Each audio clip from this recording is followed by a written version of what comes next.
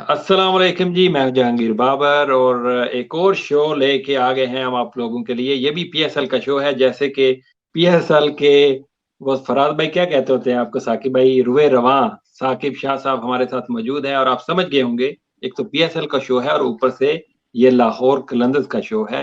हमने 5 टीमों के ऊपर शो कर लिया था, ये आखिरी टीम रह गई थी और हम साकिब भाई का ही वेट कर रहे थे कि वो आएँ और लाहौर कलंदर का शो इनके बगैर एक फीका-सा, सूना-सा लगना था।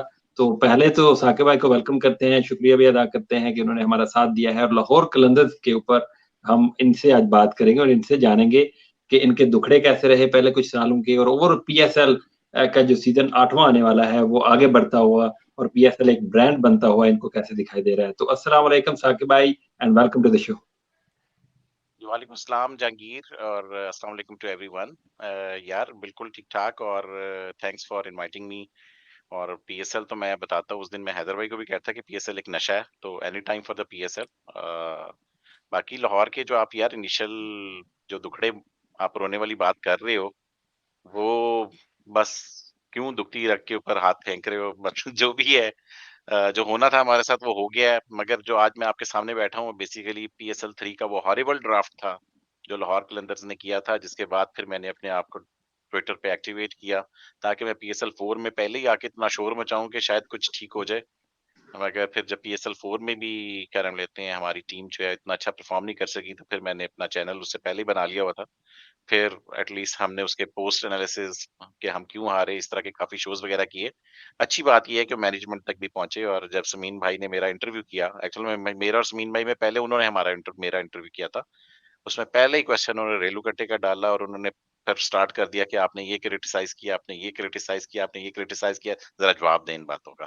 तो एटलीस्ट वो सारे शोज़ करने का एक फ़ायदा हुआ कि वो मैनेजमेंट तक पहुँचे थे हमारे शोज़ और अभी भी जाते हैं होपफुली तो या एनी टाइम फॉर पीएसएल यार।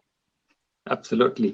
अच्छा हमारे साथ सियाल भाई और यासिर भाई हमेशा की तरह मौजूद हैं। मैं एक सिर्फ़ और पूछना चाह रहा हूँ आपसे and then I will let Yasir भाई एंड सियाल भाई to ask you if they want to ask any question. ये पीएसएल की एज़ ए होल ब्रांड क्योंकि हमें पता है कि आपके शोज़ ऑब्वियसली पीएसएल के टाइम के ऊपर ही होते हैं और जितना ज़्यादा प्रमोट आपने पीएसएल को किया है, शायद ही किसी और ने किया होगा इन एनी अदर प्लेटफ़ॉर्म्स। अभी तो हमारे टीवी चैनल्स और कुछ जर्नलिस्ट ने जो यूट्यूब चैनल बनाया वो अभी बनाए हैं, अब उन्होंने शुरू किया है लेकिन you have been doing it for long time. तो एज़ ए ब्रांड आपको किस तरह से पीएसएल आगे बढ़ता हुआ दिखाई देता है? क्योंकि अब पहले था कि सिर्फ आईपीएल था और उसके बाद पीएसएल था, अब ये बिग बिग बैश भी था लेकिन इतना नहीं था। लेकिन अब साउथ अफ्रीका भी लीग है, अभी बीपीएल भी हो रही है, आईएल टी20 भी हो रही है। तो इन तमाम तर लीग्स के बीच में से हमारी एक अपनी ब्रांड है और उसकी एक अपनी पहचान है। तो वो आपको आगे बढ़ता हुआ कैसे दिखाई देता है इन इन ईयर्स टू कम और इसको बेहतर कैसे बना सकते हैं पाकिस्तान क्रिकेट बोर्ड? यार बिल्कुल पीएसएल के ऊपर एक तो ये है कि मैं पीएसएल पे पहले बताता चलूं कि आप लोगों को कि पीएसएल पे सिर्फ शोज इसी वजह से करते हैं कि हम यूट्यूबर नहीं है बेसिकली, तो we are not conventional YouTuber जो पूरा साल शोज करें। The purpose of our channel is only to promote PSL. इसके पीछे हिस्ट्री ये है कि मैं आईपीएल बिल्कुल भी नहीं देखता फॉर द ऑब्वियस रीजंस। जारी बात है कि एक ऐसी लीग जिसमें आप ही के प्लेयर्स के ऊपर पाबंदी लगी हो तो आई डोंट फील गुड। तो उसमें जब ये पाकिस्तान सुपर लीग आई तो I got very excited, so I got our own league. और फिर जब मैं उसके कंटेंट देखने की जब मैंने कोशिश की तो यूट्यूब पे या मेन स्ट्रीम मीडिया में कोई भी कंटेंट नहीं था पहले 3 सीजन। तो उसके बाद जिस तरह मैंने बताया कि फिर लाहौर कलंदर्स की जितनी प्रॉब्लम्स थी तो उसमें एक दिन फिर मुझे आइडिया आया कि यार पीएसएल के ऊपर हम अपना यूट्यूब चैनल बना सकते हैं। फराज ने एक दफा मुझे पॉडकास्ट का आइडिया दिया हुआ था। मैंने फराज से बात की, मैंने कहा कि यार हम पीएसएल के ऊपर अपना एक शो करते हैं। पीएसएल हमारा नीश मार्केट होगी और क्योंकि बात ये है कि यार इंटरनेशनल क्रिकेट को, पाकिस्तान क्रिकेट को सारे जर्नलिस्ट, सारे स्पोर्ट्स जर्नलिस्ट, सारे एक्स क्रिकेटर्स कवर कर रहे हैं। मगर एक अपनी लीग आपकी आई है तो उसको भी आपको थोड़ा-सा प्रमोट करना चाहिए। तो I came up with some unique ideas कि हमें इस तरह के शोज़ कर सकते हैं। और ये वो शोज़ थे जो कि उस टाइम पे कोई भी नहीं कर रहा था। तो that's where I got this idea. और पीएसएल की जब से आपने बात की है, पीएसएल देखें one of the few leagues जिसने कोविड में सर्वाइव किया है। बांग्लादेश प्रीमियर लीग बंद हो गई थी 2 साल के लिए। बज़ांसी सुपर लीग हमेशा के लिए बंद हो गई। यूरो लीग स्टार्ट ही नहीं हो सकी, हालाँकि ड्राफ्ट हो गया था। इसी तरह बहुत सी लीग्स को कोविड में काफ़ी परेशानी हुई, मगर पीएसएल की मैनेजमेंट एक मैं आपको बताता चलूँ कि हमारी जो पीएसएल का सबसे अच्छी बात ये है कि इसकी मैनेजमेंट और इसके सारे फ्रेंचाइज ओनर्स और फिर सारे franchise managers, they are super good people. हम उनके साथ इंटरेक्ट करते हैं और मैं आपको बता सकता हूँ कि they are very right professionals, they are right people on the right job. जिस तरीके से इन्होंने कोविड में लीग को संभाला है, या जिस तरीके से, with all my political differences, full credit to Najam Sethi sahab, जिन्होंने जिस तरीके से इस लीग को करवाया, जब इसका ख्वाब ही था इस टाइम पे। डॉक्टर नसीम अशरफ से आइडिया स्टार्ट हुआ था, वो नहीं करवा सके, डॉक्टर जका अशरफ नहीं करवा सके, और फिर करते करते सेठी साहब के ऊपर जब आया, उन्हें इस लीग को, जब आपके होम में क्रिकेट नहीं हो रही तो उसमें एक लीग करा देना, इंटरनेशनल लीग को, वो भी अपने मुल्क से बाहर, कितना बड़ा चैलेंज था, जो कि उन्होंने किया। तो full credit to Najam Sethi साहब, जिस तरीके से उन्होंने किया। और उसके बाद जिस तरीके से फिर हमारी जो पीएसएल की बाकी मैनेजमेंट जो थी, जिस तरह बाकी फैसल मिर्जा ले ले, सलमान सरवर भट्ट साहब इसमें शुरू में इन्वॉल्व थे, एक उनसे भी बात हुई थी। फिर बाद में इमरान अहमद खान, जिनका भी हमने कुछ दिन पहले इंटरव्यू किया, जो अनथक मेहनत से इन लोगों ने हमारी अपनी लीग को एम्ब्रेस किया, और फिर पीएसएल फैंस हम लोगों ने जिस तरीके से उसको प्रमोट किया है, तो अ, मुझे याद है कि हमारे कुछ जर्नलिस्ट हैं, वो काफ़ी पिछले दिनों कर रहे थे, ये लीग स्टार्ट हो रही है, बड़ी खतरा है। मैंने उनको यही बताया कि यार, ये अरेबियन लीग, एमिरेट्स लीग, जो भी है, इंटरनेशनल लीग, ये शायद सर्वाइव ना करे, पीएसएल करेगी। वो अभी फेक नॉइज़ डाल के भी आपको लोगों के सामने एम्प्टी स्टेडियम में कर रही हैं इस टाइम पे लीग, 4 लीग्स इकट्ठी हो रही हैं। किसी की हिम्मत पड़ी है पीएसएल की विंडो में करवाने की?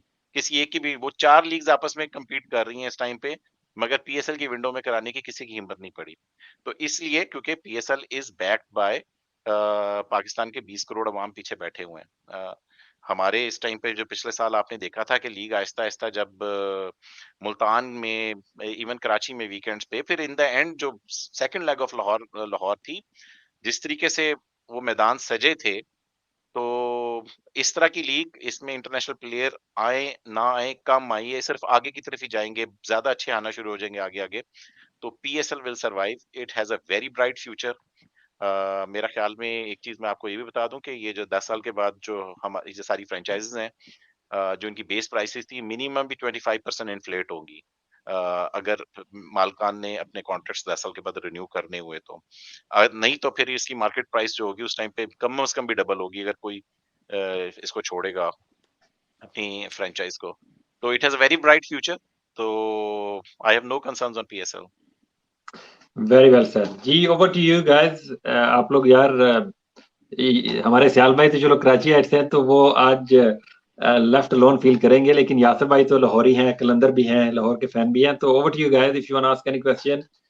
फिर हम स्क्वाड के ऊपर चलते हैं और डिटेल में साकिब भाई से एनालिसिस आज पूरा हमने लेना, हमने बात नहीं करनी बिल्कुल भी। अस्सलाम वालेकुम साकिब भाई, यासिर भाई, जहांगीर भाई और सबको। Thank you, Sakib bhai, for joining us. It's really a pleasure to have you, sir, on this show. We know you have wealth of knowledge on PSL, especially, और हम बहुत excited हैं इस show को लेकर. तो thank you, sir, for your time. Thank you. Ji, Assalamu alaikum all. Welcome Saqib bhai, and it's been a great pleasure to share this show with you. बाकी आज सैल भाई के लिए तो मुझे वो याद आ रहा है कि रजिया गुंडों में फंस गई, तो उस तरीके से आज 3 लाहौर कलंदर के फैन है, उनके बीच में एक कराची किंग्स का अकेला बेचारा मोहम्मद आमिर जो है वो अपनी कश्ती संभाल रहा है कराची की। Jokes aside, I think it will be a great show on Lahore Qalandars. Absolutely, absolutely. जी यासर भाई, तो चलते हैं स्क्वाड की तरफ। Lahore Qalandar the defending champion finally. तो क्या ये अपने टाइटल का डिफेंड करने में कामयाब होंगे? क्या इन्होंने ऐसा स्क्वाड बनाया है जो कि पहली टीम बन पाएंगे जिन्होंने अपने टाइटल का दिफा किया है? तो प्लेज के ऊपर जरा चलते हैं। यासर भाई की टेक्निकल प्रॉब्लम्स अगर सॉल्व हो चुकी हों तो फिर स्क्वाड के ऊपर बात करते हैं। तो पहले सबसे हमारे superstar, the one and only platinum के प्लेयर हैं जी, Shahenshah Afridi. Shahenshah Afridi is not just a superstar for Pakistan. ये बेसिकली उनकी लीडरशिप क्वालिटीज देखें, उनका ऑरा एट द ग्राउंड देखें, जिस तरह से वो पूरी टीम को अपने साथ लेके चलते हैं, स्पेशली लाहौर को जिस तरह से उन्होंने लीड किया last season, that was heartening for me as a Lahore Qalandar fan and as a Shaheen Shah Afridi fan and as a Pakistan fan. जो लीडरशिप क्वालिटी थी, बॉलिंग तो उनकी अच्छी थी ही, लेकिन जो लीडरशिप क्वालिटीज उन्होंने दिखाई in the last season, that was really good. He is only about 22-23, ये हमें नहीं बोलना है। जिस तरह से वो मैच्योरिटी के साथ टीम को आगे लेके चले और फ्रंट से लीड करते रहे, तो क्या कहेंगे साकिब भाई, Shaheen Shah Afridi the one and only? यार शाहीन के बारे में हम कौन होते हैं कोई बात करने के, सारे पाकिस्तान को पता है कि किस टीचर का प्लेयर है वो। शाहीन की सबसे बड़ी बात ये है कि उसमें कॉन्फिडेंस बहुत ज्यादा है। उसका एक वाकया मैं आपको बता देता हूँ, पता नहीं आप लोगों ने कभी सुना है या नहीं। आकिब जावेद और फवाद राना साहब, यास्मीन राना साहब जो वो हैं, समीन भाई वगैरह, इन्होंने कोट किया हुआ है। उन्होंने बताया था कि यार ये पीएसएल 3 में हम जब पहले 6 मैचेस हार चुके थे, तो एक दिन ये बेचारा आया शाहीन, तो इसने माफी मांगी राणा साहब से। इसने कहा कि ये चेक रखा होता इसने जेब में कि अपना चेक वापस ले लें, मुझे नहीं चाहिए। तो उसने कहा क्या हो गया? कहता है नहीं यार, मैं आपको नहीं जिता सका, हम हार रहे हैं, तो मैं बस मैं मुझे ये पैसे नहीं चाहिए, ये इस तरह के है ना चक्कर, पैसे वापस कर रहा था। तो उन्होंने कहा कि यार इस तरह नहीं होता, अभी तुम बच्चे हो, ये है वो है। तो इसने रात को कहा कि कल सुबह राणा साहब मैं 5 आउट करूंगा। और उसने अगले दिन, अगर आपको याद हो, उसने हैट्रिक भी की और 5 आउट भी किया। उसने कहा था मैं कल 5 आउट करके आपको मैच जिताऊंगा, तो इसने किया। मतलब कि it's a very bold statement कि रात को ही बता दें कि कल मैं इनके 5 आउट करूंगा। तो जिस तरीके से इसने कैप्टनसी लाहौर कलंदर्स की जब एक्सेप्ट की है, शाहिद अफरीदी भाई जो उनके सुसर है, उन्होंने भी मना कर दिया था कि मत करो ये, मगर he still accepted. I was very happy because it was always an upgrade on Sohail Akhtar. और मगर इसकी कैप्टनसी में सबसे अच्छी बात ये थी कि पहला एक मैच पहला निकाल दें या दूसरा निकाल दें, उसके बाद से शुरू में तो आपको याद होगा कि डंक और वीजा इसको आके काफी मशवरे भी दे रहे थे, मगर 2 मैचों के बाद फिर नजर भी नहीं आया, क्योंकि he was on his own. Fakhar का एक इंटरव्यू मैंने सुना, उसने बोला कि यार ये इसको मैंने शुरू में देखा था कि इसने 2 मैचों में सब कुछ सारा ग्रैस्प कर लिया कैप्टनसी का। तो जितनी अच्छी तरीके से इसने कैप्टनसी की, हम जीत भी गए, वो भी अच्छी बात है। तो सबसे अच्छी बात ये है कि एग्रेसिव है। इंटरनेशनल क्रिकेट देखें हर जगह खेल रहा था, तो मुझे सुहेल अख्तर बुजदार वाली काम नहीं करना चाहिए था लाहौर कलंदर्स को उस टाइम पे। अगर वो ना किया होता तो शायद मगर उस टाइम पे फखर तो था ही इनके पास चॉइस। तो देख लें, फिर आप लास्ट ईयर आपने देखा, he is aggressive, he is talented, lead from the front. और जिस तरीके से, सबसे अच्छी बात ये है कि जिस तरीके से लाहौर कलंदर की जो कोर का पार्ट है, इन्होंने जिस तरीके से लाहौर कलंदर को एम्ब्रेस किया है, हैट्स ऑफ टू हिम। तो अच्छी बात यही है कि यार इसने क्या नाम लेते हैं, जिस तरीके के सबको, अगर आपको याद हो कि एज ए कैप्टन भी ये पिछले साल लाहौर कलंदर की मैनेजमेंट सबको आईफोन दे रही थी, तो इसने कहा नहीं, कुछ जो जो जो कुछ जो प्लेयर्स जिन्होंने परफॉर्म किया था ना उनको देते थे, इसने कहा नहीं सबको देंगे आप। तो this is how you grow as a team. तो शाहीन का यही यार, पिछले साल का हमारा टॉप विकेट टेकर भी है, और अब हमारा कैप्टन है, और अब तो हमारा फैशन डिजाइनर भी बन गया है। बिल्कुल फैशन डिजाइनर भी बन चुके हैं। अच्छा, ये जो मुझे सबसे अच्छी चीज लगती थी ना शाहीन की last year, obviously as a player तो वो अच्छा है ही, उसमें तो डाउट ही नहीं है यार। With Babar Azam he is the biggest brand of Pakistan at the moment. जिस तरह यार वो जमान खान जैसे यंगस्टर को लेके चला, आहर का ओवर दे देना, एक ओवर तो आसिफ अली के सामने दे दिया, आहर का तो हम सब कह रहे हैं कि यार अल्लाह हैरी करे।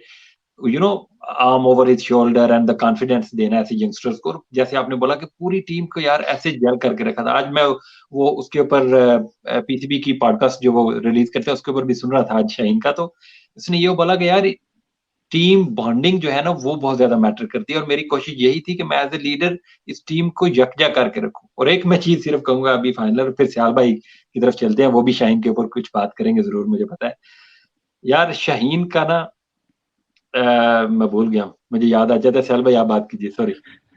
नहीं, शाहीन शाह ताकि भाई ने बड़े अच्छे तरीके से कहा, और इन्होंने जो एक वाकया भी बताया, that is really brought goosebumps actually, तो कहने का मकसद ये है कि Shaheen Shah Afridi right now, if healthy, is the best bowler in world cricket, and it's not even debatable actually, because the way the guy swings the new ball, और जिस तरीके से वो विकेट लेके देते हैं न्यू बॉल के साथ, क्योंकि आजकल की क्रिकेट में यही है कि if you can not pick up wickets at any given point, then the opposition will get you. It's just a matter of time.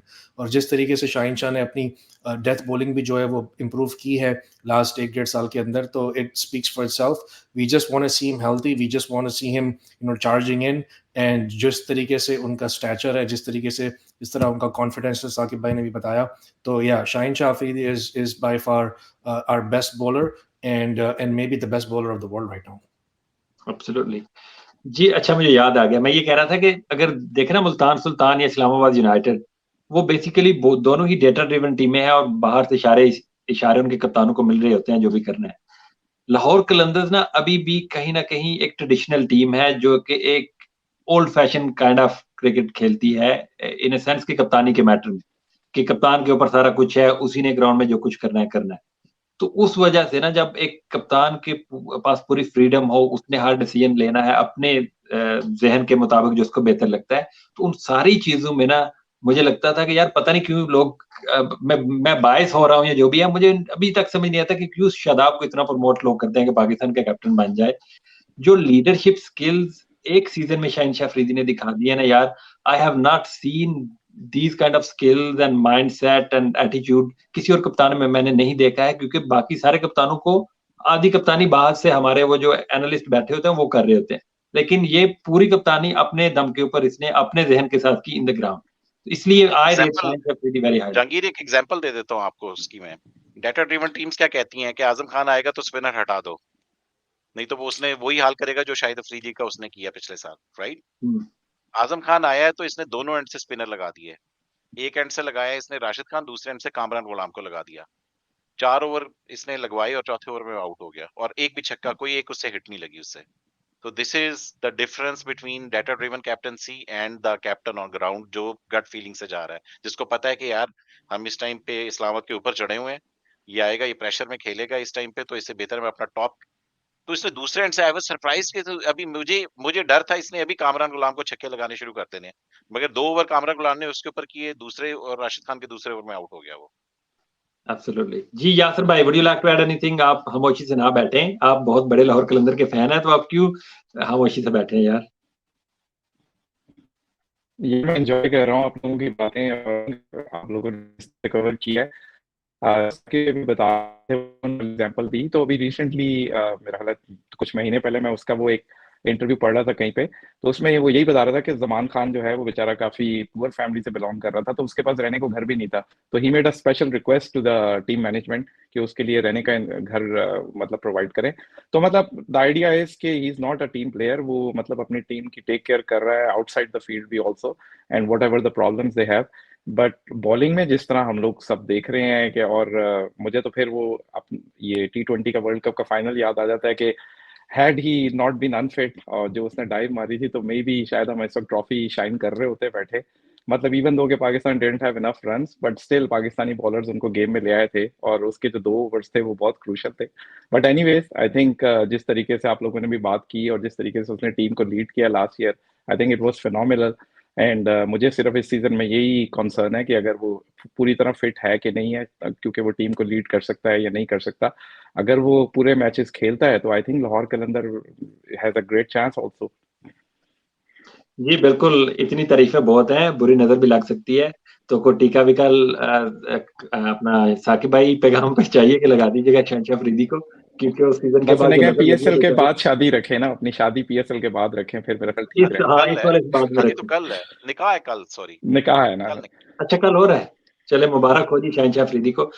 चलिए आगे बढ़ते हैं और आगे एक और खान है हमारे और वो है Rashid Khan, the one and only Rashid Khan, one of the best spinner in the world at the moment in white ball cricket, especially in T20 cricket. तो सबसे पहले तो साकिब भाई आप हमें ये बताइए कि इनकी अवेलेबिलिटी क्या रहने वाली है, क्योंकि अभी तो उनकी सीरीज भी आ चुकी है और उसकी रिप्लेसमेंट के तौर के ऊपर by the way Sam Billings को इन्होंने रखा हुआ है। तो पहले तो इनकी अवेलेबिलिटी बताइए और दूसरा फिर इनका भी इम्पैक्ट बताइए हमें लाहौर कलंदर्स के लिए फ्रॉम लास्ट 2 years।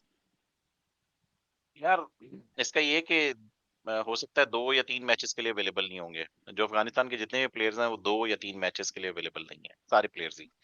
क्योंकि इनके अंदर, मुझे कोई गलत वर्ड यूज़ नहीं करना चाहिए, पता नहीं क्या प्रॉब्लम है इन लोगों के अंदर कि जब पीएसएल होती है ना, ये आखिरी मोमेंट के ऊपर किसी बर्मा, ब्रुनेई, पता नहीं कहाँ से टीम्स ढूँढ के लेके आते हैं, उनके साथ सीरीज़ रख लेते हैं अपनी, और हम लोग फिर उनको फॉलो कर रहे होते हैं। वो मुझे डीएम आ रहे होते हैं सारा दिन कि यार वो साकिब भाई वो तो निकल पड़ी है टीम इधर से, अब तो इसका मतलब है कि राशिद खान गया, ये हो गया, वो हो गया। तो इस दफ़ा भी इन्होंने यही किया है। वो हर साल कहीं न कहीं अपनी एक सीरीज़ रख लेते हैं। तो वही हुआ है कि शुक्र है कि शुरू में इन्होंने रखी है, इस दफ़ा बाद में अगर आपको याद हो ये पिछले साल 9 मैचेस खेल के चला गया था, तो हमने बेसिकली प्लेऑफ्स और फाइनल इसके बगैर हमने जीता है। तो we are not totally 100% dependent on him, उसके बगैर भी जीत सकते हैं। हमारी बॉलिंग जो है वो वैसे भी तगड़ी है। तो बाकी यार राशिद खान की अच्छी बात यही है कि लाहौर कलंदर्स में पिछले जो एनवायरनमेंट बना है पिछले 3-4 साल से, वो ऐसा ही है कि जो भी लाहौर में आता है वो लाहौरी बन जाता है बेसिकली। और इसने भी बड़ा अच्छा एम्ब्रेस किया अपने आप को। फिर वो जो उसका वो जो लका दामार वाला वो चीज लेके आता है, अब उस तरह की सेलिब्रेशंस होती हैं। बाकी यार बॉलिंग का उसको, राशिद खान इतना बड़ा बॉलर है, उसको टेक्निकली तो हमें जायज करना ही नहीं चाहिए। कल हमने वैसे बाय द वे फराज ने और हसीब ने काफी देर लगाई इसको डिस्क्राइब करने में कि ये जी किस जी किस्म का बॉलर है। मैं तो इसके जितने भी इंटरव्यूज देखे ना, तो वो हमेशा यही कहता है कि मैं विकेट टू विकेट बॉल करूंगा, इकोनॉमिकल विकेट्स मिलती हैं, आई डोंट केयर, मैंने इकोनॉमिकल बॉलिंग करनी है, विकेट्स खुद ही आएंगी अगर आनी हुई तो। तो अगर आप जनरली इसको कहीं किसी भी लीग में देख लें, तो ये कभी ऐसा नहीं है कि 5-5 आउट किए होंगे इसने, 1-1 2-2 आउट किए होंगे, मगर ही इज ऑलवेज इकोनॉमिकल क्योंकि उसकी लाइन लेंथ बहुत अच्छी है। तो अच्छी चीज यही है कि यार इसने भी लाहौर के अंदर को जिस तरीके से अपनाया, उसने ऑन ऑन इसने बयान दिया है इसने कि अगर मुझे आप लोग सिल्वर में भी खिलाओगे अगले साल, तो मैं सिल्वर में भी खेलने के लिए आ जाऊंगा। This is how much I love this team. और जिस तरीके से प्लानिंग सेशंस में जब ये चला भी गया था, तो फाइनल और सेमीफाइनल के प्लानिंग सेशंस में था, विनिंग सेलिब्रेशन में इसको उन्होंने ऑनलाइन लिया हुआ था, ये सब कुछ देख रहा था। तो this is how much he Lahore Qalandar means to him. तो दिल से कलंदर है। एब्सोल्युटली, दिल से कलंदर है पूरा। जी सियाल भाई, would you like to add anything on Rashid Khan? आपके तो बड़े फेवरेट है ये, हालांकि ये कलंदर है लेकिन आपके फेवरेट है। he's the best T20 bowler of the last 10-15 years जब से वो खेल रहे हैं, hands down. I don't think किसी के पास भी इतनी consistency है। और जिस तरह साकिब भाई ने कहा कि obviously इतने economical हैं ये, और he doesn't go for wickets like he said, very rightly said. इनकी सबसे बड़ी खासियत जो मुझे लगती है इनकी bowling के अंदर, and I don't want to be too technical about it, वो ये कि he doesn't give too much air, right? ये अपनी bowling में ज़रा flight नहीं देते।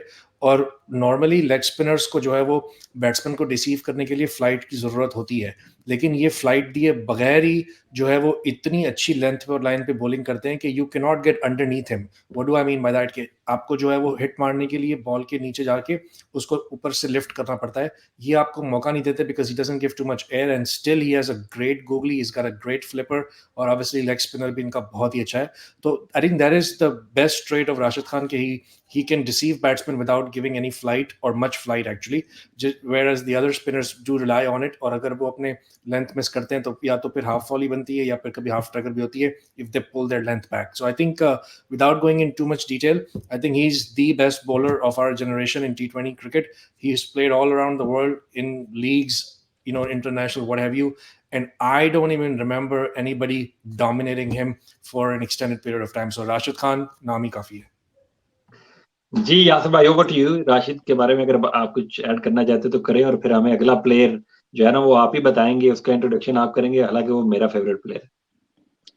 जी बस राशिद के मेरे मेरे हिसाब से तो जो मेरी आई थिंक बेस्ट मेमोरी के अंदर आ रहा है, वो मैंने जब इसको शेन वॉर्न को और राशिद को इकट्ठे बॉलिंग करते देखा था ऑस्ट्रेलिया के अंदर, तो me that was like the highlight. जिस तरीके से वो बता रहे थे, I mean personally I am a big big fan of Shane Warne. मेरे ख्याल से वो दुनिया में उससे बेहतर बॉलर कोई नहीं आया, और जिस तरीके से उसने लेग स्पिन के आर्ट को रिवोल्यूशनाइज किया, but Rashid Khan took it to another level. Obviously, he's not that traditional leg spinner.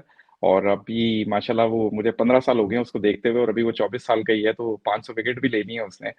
तो I think he is gonna do phenomenal. मेरे ख्याल से तो अगर वो फिट रहता है तो वो he can break all the records in the book. And Rashid Khan for Lahore Qalandars any day. I mean he is a great great player, great great bowler. और आई थिंक उसका एटीट्यूड भी बहुत ज्यादा मेलो हो गया हुआ है। जब शुरू में आया था तो काफी वो एग्रेसिव, वो एक हमारा पख्तून बच्चा होता था, लेकिन lately I think he is mellow down a lot.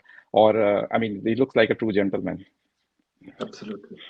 और वो हमारे पख्तून कंटिजेंट में भी बड़ा अच्छा घुल मिल गया ना, कि हमारे आपको पता है कि लाहौर में सारे तो हमारे वो पेशावर के लड़के हैं सारे, तो वो बिल्कुल उसमें बिल्कुल। वो वाला भी एलिमेंट ले आता है। तो इस वजह से मेरे ख्याल में उसको पेशावर से ज्यादा उसको लाहौर जो है वो अपनी लगती है।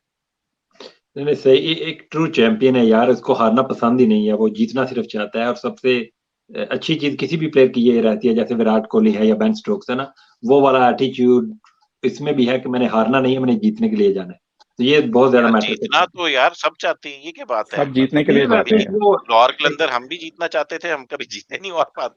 जीतना तो सब नहीं, चाहते हैं। हर प्लेयर में वो एटीट्यूड नहीं रहता ना, कि जिस तरह से आंखों में आंखें डाल के अगले के कि मैं यहाँ पे जीतने के लिए आया हूँ। कई प्लेयर थोड़े से वो इंटिमिडेट हो जाते हैं ना, ये होता नहीं। जी यासिर भाई, व्हाट्स द नेक्स्ट वन? जी, नेक्स्ट प्लैटिनम में फ़खर ज़मान को। एक तो फ़खर ज़मान जो है मेरा तो बहुत ज़बरदस्त प्लेयर है, फ़ेवरेट। और आप जिस तरह आपने भी बताया, पता नहीं वो फ़खर ज़मान के साथ ये बेचारे लाहौर वाले क्यों इतनी ज़्यादती करते हैं कि उसे पहले उसमें नहीं पिक करते, उसको रिटेन नहीं करते, फिर ड्राफ्ट में ले जाके उसको तड़पा-तड़पा के उसको ले आते हैं टीम के अंदर। लेकिन I mean phenomenal player, if on his day he can single handedly win you a game. और जिस तरीके से पीएसएल 8 का season, he was the highest run getter, I believe like 580 के करीब उसने कोई रन किए थे स्कोर। तो Fakhar Zaman on top of the order, I think he still gonna be a lifeline for Qalandars this year also. अगर तो वो फायर करता है ऊपर से तो I mean I don't see any stopping. Phenomenal player. अब ये देखना है कि उसकी जो अनफिट होने के बाद फिटनेस उसकी कितनी रिकवर हुई है। इवन दो के he played few games against New Zealand, जिसमें वो एक सेंचुरी भी स्कोर कर गया था, लेकिन आई थिंक अभी तक मैच फिटनेस उसकी उस हिसाब से नहीं लग रही। तो I think Qalandar definitely need a very very fit Fakhar Zaman if they want to lift the title. जी, ओवर टू यू साकिब भाई। यार फ़खर बेसिकली हमारा दिल से कलंदर है। ये भी वही बेचारा पहले साल का जो हमारे दूसरे साल से आया था, जिसने बड़े दुःख और परेशानियाँ झेली हुई हैं। आई रियली विश कि जब हम ये जीते हैं पिछले साल ट्रॉफी, तो यासिर शाह भी हमारे साथ होते, क्योंकि वो बेचारा तो 4 साल मुशक्कत काट के चला गया। वो बेचारा हमारा बेस्ट बॉलर होता था उस बारे में। मगर आहिस्ता-आहिस्ता फिर जिस तरह टी20 हमारी लीग इतनी इवॉल्व की है, उस बेचारे की जगह नहीं बनी। मगर ये कि फ़खर यार, मेरा तो बहुत फ़ेवरेट है, आप लोगों को पता ही होगा उसके ऊपर। और फ़खर का ही मैं वो जो ज़ायम कलंदर दज़राना वाला मैं वो एक सेलिब्रेशन करता हूँ, बेसिकली वो फ़खर ने ही हमें सिखाई हुई है। इसके लिए मैंने स्पेशल वीडियो भी बनाई थी ज़ाइम कलंदर दज़राना के ऊपर, इसने रीट्वीट भी की थी। और यार फ़खर हमेशा से लाहौर कलंदर का टॉप परफॉर्मर है, जब से आया है। और बैज़ मैकलम ने इसको जिस तरीके से पहले साल से ट्रेन किया था, ये उसी ट्रेनिंग के अंदर ही आज भी बैज़ मैकलम को ही अपना मेंटर मानता है और कहता है कि जो मैं आज जो कुछ हूँ, जिस तरीके से उसने मुझे वो जो इसके अंदर एग्रेसिवनेस है, जो पहले साल में ही आया था, ये इसकी बल्कि पहली बारी जो इसकी डेब्यू इनिंग्स ही अगर आप देखो तो 25-30 रन्स की इनिंग्स थी, मगर इसने 2-3 छक्के और 2-3 चौके जिस तरीके से लगाए थे, फियरलेस क्रिकेट। तो उसके बाद फिर आहिस्ता-आहिस्ता अब काफ़ी मैच्योर हो गया और काफ़ी लंबा भी, जिस तरीके से इसने कराची के खिलाफ भी सेंचुरी की थी लास्ट ईयर, उससे उसकी सारी मैच्योरिटी झलक रही थी कि जिस तरीके से उसने इनिंग्स को कंपोज़ किया कि नहीं यार, मैं यहाँ तक ले आया हूँ और मुझे फिनिश करना है। और लंबा लेके चला और वो सेंचुरी की इसने जाके। तो हर साल लाहौर का टॉप स्कोरर होता है ऑलमोस्ट, कोई ऐसा साल नहीं है। अगर किसी एक साल में आई गेस एक साल में इसके बेन डंक से शायद सिर्फ पीएसएल 5 में 10-20 रन्स कम थे। अदरवाइज़ हमेशा से लाहौर का टॉप परफॉर्मर है। तो यार बिल्कुल हमारी बुलंद कोर का, और ये बल्कि उसका भी है ना, सोचना भी मना है वाली कोर का भी हिस्सा है हमारी। वो जो 3 प्लेयर्स हमारे वो हैं। अच्छा, ये जो शो से पहले हम बात कर रहे थे ना सियाल भाई और साकिब भाई, आप 70s 80s और 90s की, तो मैं ये सोच रहा था, पहले सोच रहा था ऐसे ही, क्योंकि मेरे ज़हन में तो हर वक्त लाहौर कलंदर ही रहती है ना। तो मैं सोच रहा था कि यार इन 20 या 30 इयर्स टाइम जब हम सोचेंगे पाकिस्तान सुपर लीग कैसे हुआ करती थी, तो लाहौर कलंदर के अगर कोई हॉल ऑफ फेमर होगा ना, तो ही would be the first one. जो कि एक एक जैसे मैनचेस्टर यूनाइटेड के लेजेंडरी प्लेयर को हम अभी जिनके बारे में बात करते हैं, ऐसे ही लाहौर कलंदर्स की जब बात होगी ना, तो Fakhar Zaman will be the right there at the top. एक हॉल ऑफ फेमर बनने वाला है ये लाहौर कलंदर का, when he is gonna get retired. जी, सियाल भाई, would you like to add anything on Fakhar Zaman at all? नहीं, आई आपको थिंक तो हॉल ऑफ फेम की बात आई थिंक बहुत ही कम चीज है जो ऐड कर सकते हैं, because I think that's the ultimate respect for a team, for a player. लेकिन मैं सिर्फ ये कहूंगा कि he actually bailed us out in the semifinals also. याद होगा हमें ऑस्ट्रेलिया के सामने टी20 वर्ल्ड कप के अंदर, दुबई के अंदर। If it wasn't for him, I don't think we would even get competitive in that game. तो इस तरह का प्लेयर है। और उससे पहले भी अगर हम जाएं तो उस पीएसएल शुरू होने से पहले उसी साल की, he was almost on his last leg on Pakistan team, he was gonna be discarded.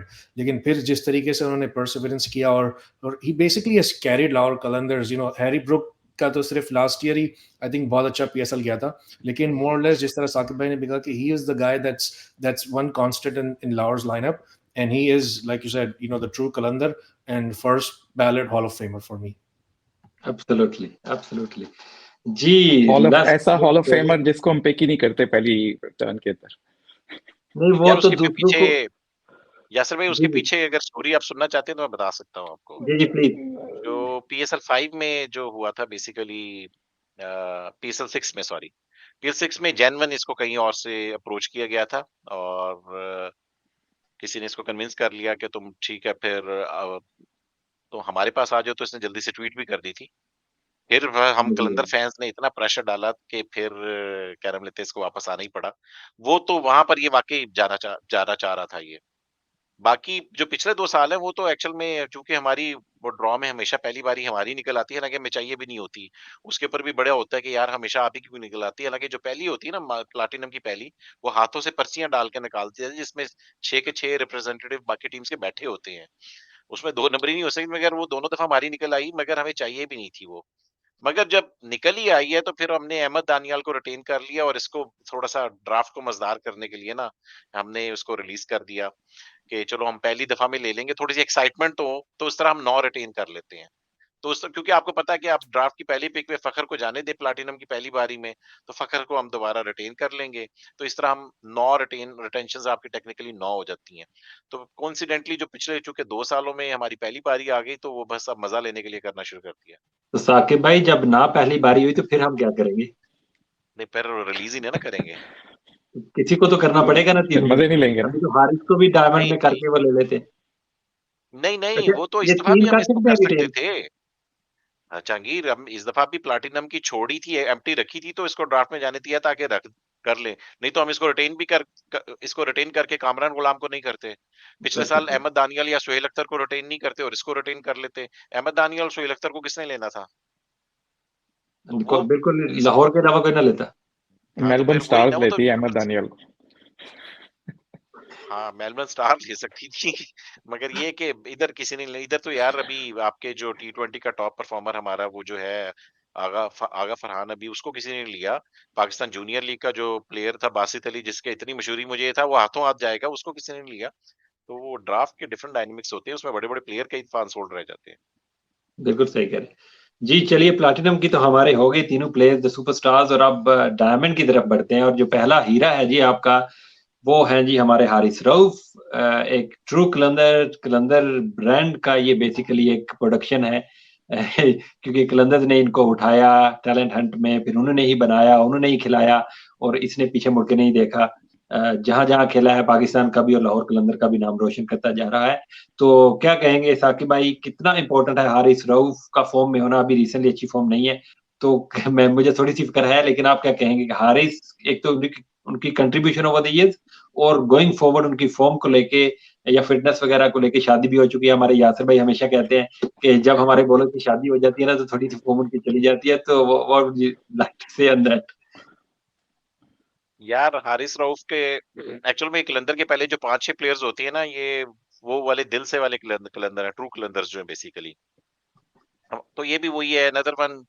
अभी मैं उस दिन समीन राणा साहब का 3-4 दिन पहले समीन भाई का इंटरव्यू सुन रहा था, आकिब जावेद के साथ लाहौर कलंदर के प्लेटफॉर्म पे उन्होंने किया, उसमें उन्होंने इसके किस्से सुना रहे थे।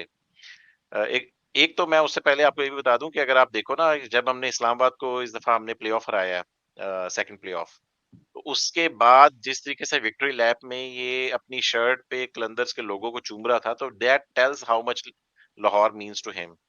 और फिर जो समीन भाई उस दिन किस्सा इसका सुना रहे थे कि जिस तरह ये पागलों की तरह सेलिब्रेशंस कर रहा था, तो जीतने के बाद इसकी एनर्जी ड्रेन हो गई थी, तो समीन भाई ने इसको पकड़ लिया क्योंकि अब इससे खड़ा भी नहीं हुआ जा रहा था, इसने इतना मतलब कि ये इतना ड्रेन हो चुका होता। This is how much it meant for Haris Rauf at that level के अब वो इतना लाहौर ने उसमें इन्वेस्ट किया, तो this is the time to read back के कुछ ना कुछ लाहौर को जितवा दे, और बिलाकर उसने जितवा दिया। बाकी यार ये हमेशा से पीएसएल में एक्सपेंसिव रहा है। पिछले साल भी इसकी इकोनॉमी जो थी वो तकरीबन 9 के ऊपर थी, व्हिच इज वेरी एक्सपेंसिव, क्योंकि ये हमेशा बेचारा उसके हत्थे चढ़ जाता है खुशदिल शाह के। तो वो इसकी ऐसी खुशदिल शाह जो है ना, इसका वो करता है इसके साथ कि वो बेचारे की वो पूरे सीजन के लिए एवरेज इसकी खराब हो जाती है। तो इसकी इकोनॉमी पिछले साल भी 9 प्लस है, दैट्स एरिया ऑफ कंसर्न। बल्कि इसकी विकेट्स भी 1-2 विकेट्स कम है जमान खान से। तो इसका बड़ा इसका मेडिocre अबव एवरेज सीजन आप कह सकते हैं, मगर that was not excellent season. मगर जब से ये आया है he is mostly expensive basically. मगर ये है कि पाकिस्तान के लिए अब इसकी आहिस्ता आहिस्ता लाइन लेंथ बड़ी अच्छी हो गई है, तो वी आर होपिंग के क्या नाम लेते हैं ये डिलीवर करे इस दफा, थोड़ा सा अपने आप को इम्प्रूव और करके आए। अभी बाकी वाकई बांग्लादेश लीग में आजम खान ने किया ना इसको, वो इफ्तिखार सेंचुरी के अंदर इसको 4 छक्के इफ्तिखार लगाए। इफ्तिखार। इफ्तिखार ने। तो लेट्स होप सो कि इधर वो वाला रेप्लिकेट ना हो परफॉर्मेंसेस इसकी, मगर ट्रू कलंदर है यार। दिल से अपना हमारा ये भी हमारा वो सोचना भी मना वाला है, तो बिल्कुल। और क्या कहें इसके जी ऊपर और। सियाल भाई, आपके तो फेवरेट हैं ये भी, हारिस रऊफ के जितने आप बड़े फैन हैं शायद हम कलंदरी भी नहीं है इतने। आप तो जानते हैं मैं हारिस का कितना बड़ा फैन हूँ, because he doesn't leave anything in the tank. वो हर गेम के अंदर he gives it all. He is true true cricketer, जिसको हम कहते हैं कि जी जान से खेलते हैं। और he gives is all, he leaves everything on the field. और फिर जिस तरीके से इन्होंने इम्प्रूव किया, अभी साकिब भाई जो बता रहे थे राइटली सेट के इनकी जो इकोनॉमी है वो was on the very high side, historically speaking. लेकिन साल 1.5 साल के अंदर जो मैं लास्ट इंटरनेशनल की परस्पेक्टिव से अगर बात करूं, तो he has been Pakistan very best death bowler. और जिस तरीके से when Shaheen went down last year in the middle of the year, he took the responsibility of being the spearhead of Pakistan attack. Or I don't know if a lot of people miss Shaheen. Yes, we did miss him in the finals, लेकिन जब शाहीन नहीं थे Asia cup के अंदर भी और 7 match England की T20 के अंदर भी, तो it was Naseem and it was actually Haris who actually shared the burden. और उन्होंने शाहीन की भी शायद कमी महसूस ना होने दी पाकिस्तान को। तो yes, I think he has been the best death bowler in the world actually in the last year and a half. And the numbers also prove them. Yes, when you bowl at the death, आपको थोड़े runs जाएंगे क्योंकि आप tough overs कर रहे हैं उस वक्त। लेकिन अगर आप विकेट्स ले रहे हैं और जिस तरीके से हारिस लेते हैं wicket, and he is improved a lot on his slower balls, उनके बाउंसर्स वगैरह। और यॉर्कर भी हमें याद होगा एशिया कप के अंदर जिस तरीके से उन्होंने विराट कोहली को भी वो ओवर किया था, वो सबके सामने है। तो कहने का मकसद ये कि Haris Rauf is we are blessed with so many great options, and obviously Qalandars are blessed with so many great options. You talk about Shaheen Shah Afridi, the great Rashid Khan, and then Haris Rauf as may B the third best in the team. And हमने पहले भी इस बारे में बात की है कि just to sum it up, I don't even know if any international team can produce this much quality in a team, much less a franchise league. So this is a franchise league we're talking about. So कहने का मकसद ये कि when you have a Haris Rauf, when you have a Shaheen Shah, when you have a Rashid Khan, I don't know if there's any much to be said. Absolutely. जी यासर भाई बताइए जरा जी, आई हमें। थिंक जी जी जी अगर हारिस रऊफ के ऊपर आपने कुछ ऐड करना है तो करिए, वरना आगे बढ़ते हैं। आगे हमारे मलंग आने वाले हैं तो उनके ऊपर तो जी जी बात आगे यार बढ़ते उनके। हैं। बस मुझे यही है कि यार अब उनकी शादी के बाद परफॉर्मेंस काफी मॉनिटर करेंगे, लेकिन अभी उसमें करेक्शन ये करनी है कि अभी निकाह हुआ है, उनकी रुखसती नहीं हुई, तो शायद अभी फॉर्म कुछ शादी बाकी हो उनकी। चले हमें टाइटल का दिफा कर लेने दें और उसके बाद फिर स्तुति कर लीजिए तो बेहतर हो जाएगा हमारे लिए। जी आगे हैं जी साकिब भाई, द मलंग ऑफ लाहौर। और ये एक ट्रू लाहौरी बन चुके हैं। इनके ऊपर तो लाहौर में कुछ रोड और ब्रिजेस और कुछ बिल्डिंग और ग्राउंड्स के नाम भी इनके नाम के ऊपर, कुछ ग्राउंड में स्टैंड भी इनके नाम के हो जाने चाहिए जितने मैचेस इन्होंने जितवा दिए। और not just as a player but as a mentor at the same time. जो इनका रोल रहता है over the years for Qalandars, जब हम अच्छा नहीं भी कर रहे थे तब भी जिस तरह यंग प्लेयर्स को, इसी हारिस रऊफ को, इसी शहनशाह अफरीदी को, अभी जमान खान को, अहमद दानियाल और दिलबर हुसैन और जितने भी हमारे यंग बॉलर्स आते हैं ना, तो उनको जैसे ये साथ लेके चलता है, मेंटोर करता है। और स्पेशली विद द बैट जिस तरह से आके ऐसी-ऐसी गेम्स इसने हमें हमारे लिए फिनिश करके दी हैं कि जो कि एक तरह से एक इम्पॉसिबल टास्क हो जाता था। लेकिन डेविड वी से जब आते थे तो फिर गेम दूसरी टीम के हाथ से छीन के हमारी तरफ लेके आ जाते थे। तो कितना अभी ऑब्वियसली रिसेंटली फॉर्म उतनी अच्छी नहीं है क्योंकि इतनी ज़्यादा शायद इंटरनेशनल क्रिकेट इनको नहीं खेलने को मिलती है क्योंकि नामीबिया से खेलते हैं तो थोड़ी-सी कम है। लेकिन जब पीएसएल में आते हैं ना, तो वो कलंदरी एक जज़्बा जो है ना, वो भी इनमें जाग जाता है। तो ओवर टू यू साकिब भाई। यार कहाँ से स्टार्ट करें वीजा के ऊपर। वीजा की यार इज्जत इस वजह से है कि ये वो प्लेयर है जिसने बेसिकली हमारा मेंटल ब्लॉक खोला हुआ है लाहौर का। इसे इसके आने से पहले और बेन डंक के आने से पहले तो हमें हमेशा हम मैच देखते ही हारने की नज़र से थे कि अभी लाइन लगेगी और अभी हम हार जाएंगे। अभी हमारे आउट होंगे और हम हार जाएंगे। मतलब कि इस एक ज़माने में तो हम मैच देखते ही हारने के लिए थे कि आज किस तरीके से हारेंगे। मगर बेन डंक और फिर ये सब उससे भी पहले बेसिकली पीएसएल 4 में बेसिकली आए थे। अल्लाह भला करे कार्लोस ब्रैथवेट का। जिनकी नेशनलिटी की कॉल आ गई और ये रिप्लेसमेंट में आए थे बेसिकली। इससे पहले कराची किंग्स में इनको एक भी कराची में। मैच नहीं मिला था। ये पूरा हाँ। सीजन बेंच पे बैठे रहे थे कराची किंग्स में। तो डेविड वीज़ा यार वही है कि मुल्तान वाले मैच से जिस तरीके से उसने वो मैच हमें जिता के दिया और उसके बाद से फिर लाहौर कलंदर के लिए इसने वो ऐसी-ऐसी परफॉर्मेंसेस दी हैं। एटलीस्ट इसने फिर ये कि पीएसएल 5 में जो 2-3 मैचेस इसने हमें जितवाए। पहले पेशावर ज़ल्मी के खिलाफ जो एक मैच जितवाया और कार्लोस ब्रैथवार्ड को 6 लगा के जितवाया था बेसिकली। और उसके बाद फिर इसने मुल्तान सुल्तान के खिलाफ जिस तरीके से इसने मैच जितवाया था, सोहेल तनवीर को इसने काफ़ी ठाक आखिरी ओवर में धुलाई कर दी थी और हमारा इतना अच्छा टारगेट हमने कर दिया था कि उनसे वो चेज़ नहीं हो सका। तो यार वीज़ा का ये है कि वाक़ई इस लाहौर में तो इसके नाम पे पुल, ब्रिज हर चीज़ बननी चाहिए। इस दफ़ा बल्कि हम संडे को समीन भाई का इंटरव्यू कर रहे हैं तो उनसे क्वेश्चन भी करेंगे कि यार कुछ करें इसके लिए। एक मॉन्यूमेंट तो कम से कम ज़रूर होना चाहिए लाहौर में इसका।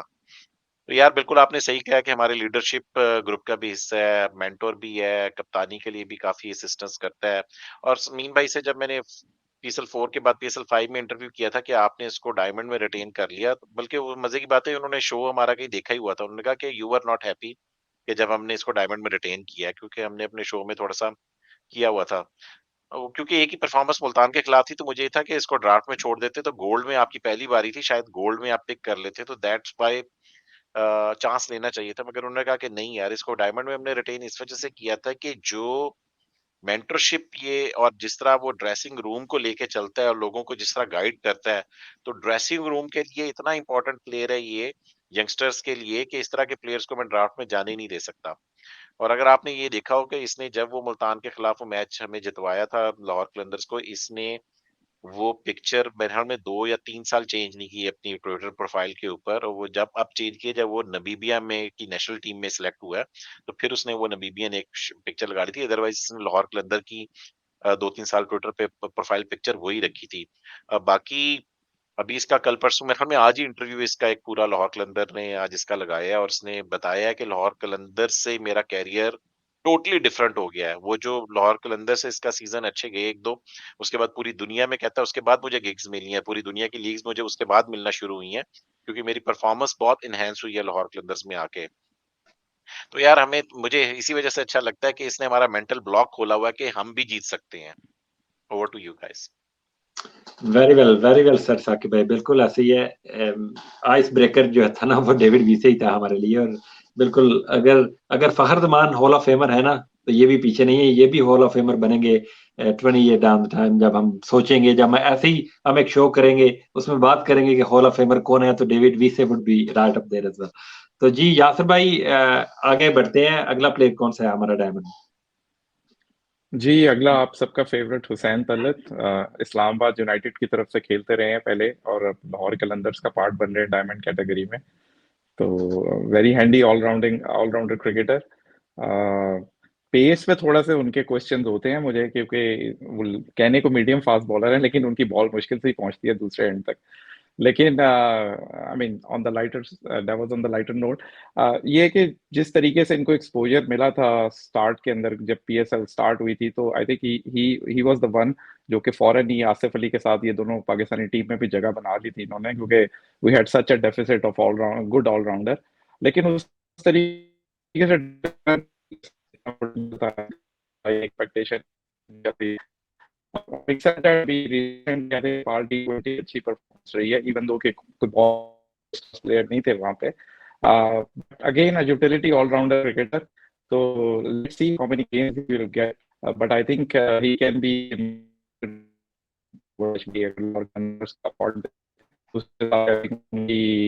जो है वो काफी यूजफुल। अच्छा यासिर भाई, आपके कनेक्शन का मसला हो रहा था थोड़ा सा बीच में। जी अपना साकिब भाई, एक तो हुसैन तलत को डायमंड में इन्होंने लिया है, तो do you think it was the right pick?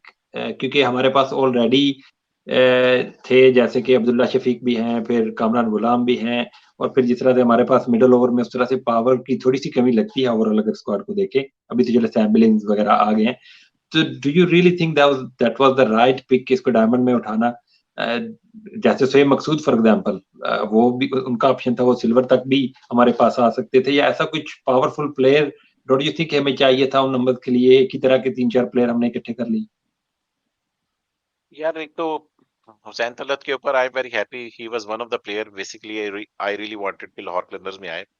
मगर ये कंसर्न आपका बिल्कुल ठीक है कि हमारे पास एक दो प्लेयर ऑलरेडी ऐसे हैं जो कि वो ट्रूली टी20 स्पेशलिस्ट बेसिकली नहीं है। लाहौर कलंदर मेरे ख्याल में एक लेफ्ट हैंडर बेसिकली देख रही थी मिडल ऑर्डर के लिए अपने, कि मिडल ऑर्डर में हमारे पास एक लेफ्ट हैंडर होना चाहिए। तो उसमें जो आइडेंटिफाई हुए थे वो दो ही प्लेयर थे, एक उमर अमीन थे और एक हुसैन तलत थे। तो मेरा नहीं ख्याल कि लाहौर कलंदर उसकी तरफ देख भी रही थी, सुहेब मकसूद की तरफ। Otherwise Sohaib Maqsood could have been a very good pick, क्योंकि हमारी प्लेइंग 11 में सुहेब मकसूद अगर वन डाउन के ऊपर कामरान गुलाम की जगह देखा जाए तो इजीली आ सकता है, क्योंकि तेज खेलता है। आप तो क्योंकि अब्दुल्ला और फखर ने एक अच्छी पार्टनरशिप दे दी फिर वन डाउन के ऊपर। अब इसका ये है कि इसमें वो देख रहे थे ऑलराउंडर एस्पेक्ट भी देख रहे थे कि ये बॉलिंग भी थोड़ी सी कर लेता है। तो इसने पिछले साल ज़ल्मीज़ में था बाय द वे, और उसने ज़ल्मी से भी अच्छी बॉलिंग कर रहा था वो। ज़ाहिर बात है कि उसने तो हुसैन तलत ने तो नहीं ना कहा कि यार मैं एक ऑलराउंडर हूँ, वो तो हम लोग समझते हैं कि ऑलराउंडर हूँ। बैट बॉलर तो कभी नहीं, या प्लेयर तो कभी नहीं कहता कि मैं सर्टिफाइड ऑलराउंडर हूँ। मगर एक दो ओवर कहीं पर निकलवाने हो तो वो निकाल देता है, और पिछले साल ज़ल्मी से इसने टू बी ऑनेस्ट निकाल गया था ये जब भी इसको बॉलिंग थोड़ी बहुत मिली थी इसने निकाल दिए थे। अब इसका डोमेस्टिक सीजन बहुत अच्छा गया हुआ है, ठीक है, और डोमेस्टिक सीजन के अलावा इसकी वो नेपाल लीग का तो मैन ऑफ द टूर्नामेंट बन गया है। सिर्फ प्रॉब्लम ये है कि हमारे पास वो कुछ एक जैसे प्लेयर, या कामरान गुलाम को भी अगर आपने वन डाउन पे खिलाना है ना तो फिर बीच में इसने भी आना ही आना है। तो उस वजह से हमारा कॉम्बिनेशन जो है वो वाकई दिल आइडियल तो आपका दिल यही करता है कि वन डाउन के ऊपर ये है, कामरान गुलाम फिर ना हो, या कामरान गुलाम और हुसैन तलत में से कोई एक प्लेयर होना चाहिए। अदरवाइज देखो यार, इसकी हुसैन तलत का ये है कि ये एंकर भी कर सकता है और ये तेज भी खेल सकता है। जब आप इसको कहेंगे पावर हिटिंग कर लें, पावर हिटिंग कर लेगा। जब आप इसको कहेंगे एंकरशिप कर ले तो एंकरशिप कर लेगा। अब बात कर लेते हैं डायमंड की।